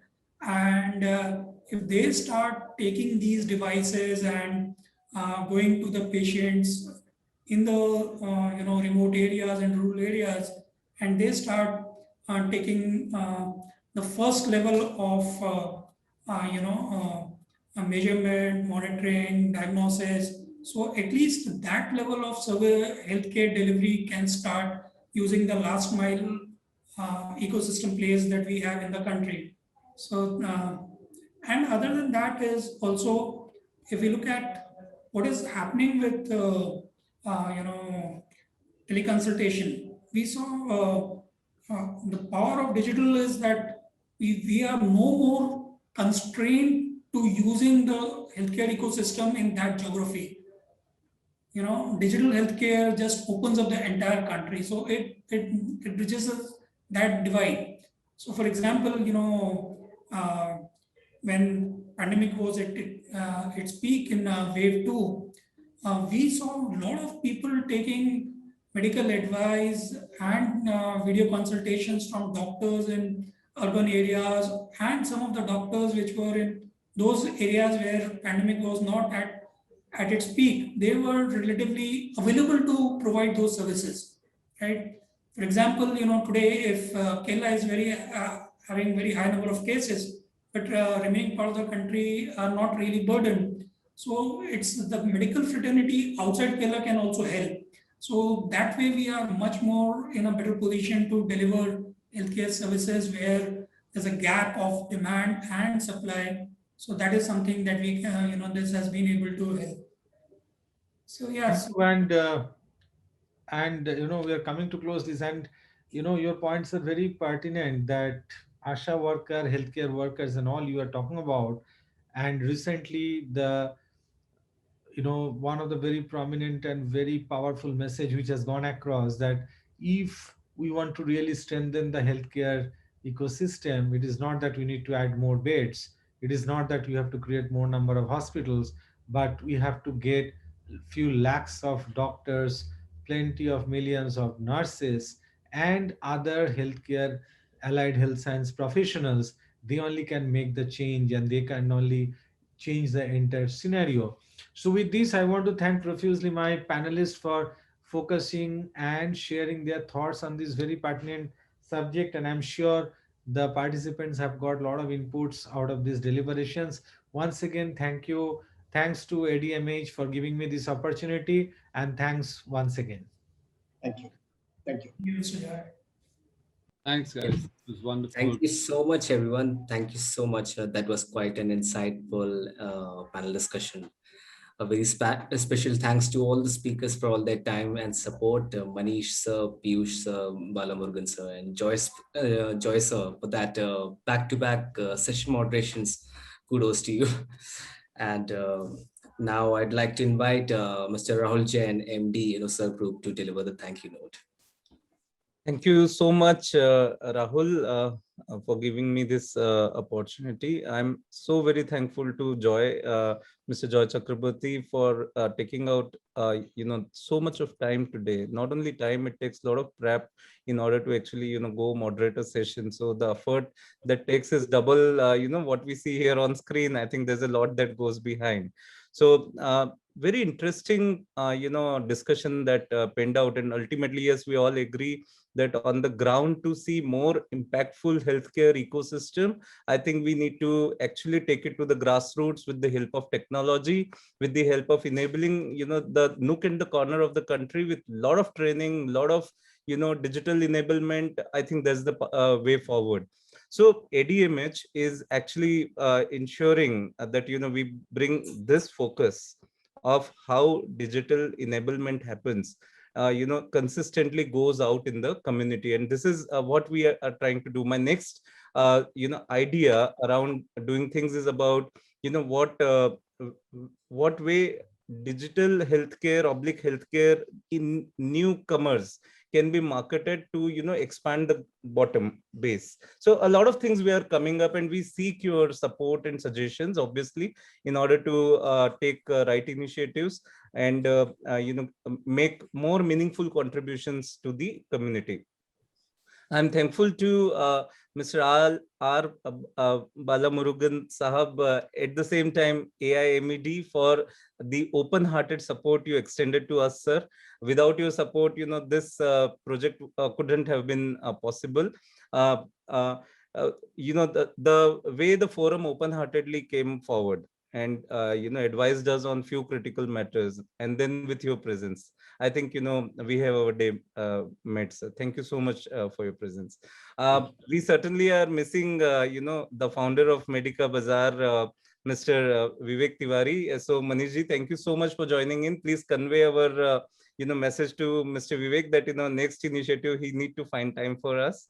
So just a little little of his patronage also should come forward. Mr. Piyush Bhan, thank you so much for being here today. We appreciate the inputs that you gave, and in fact, the kind of work you're doing for the community is just appreciated. I think we can only expect your business to flourish further. So with this note, we have several initiatives being taken. I appeal to all of you. Please contribute with respect to articles. Allow us to prepare more content which help community better. So please extend support with respect to us getting connected with your Marcom teams, and we try to gain some more knowledge based content which we can then publish through a platform. Our outreach right now is growing toward 50,000 plus doctors in the country. Our active member base is around 10,000, and 50,000 is our now outreach. So I think we are trying in our own way to reach out to the masses. At the same time, we are quite narrowing ourselves toward marketers and the digital initiatives within the healthcare system. So these are the two corners we have kind of kept as a core to ADMH. So I look up to everyone's support, and thank you so much once again for your time. Thank you so much, everyone. Yeah.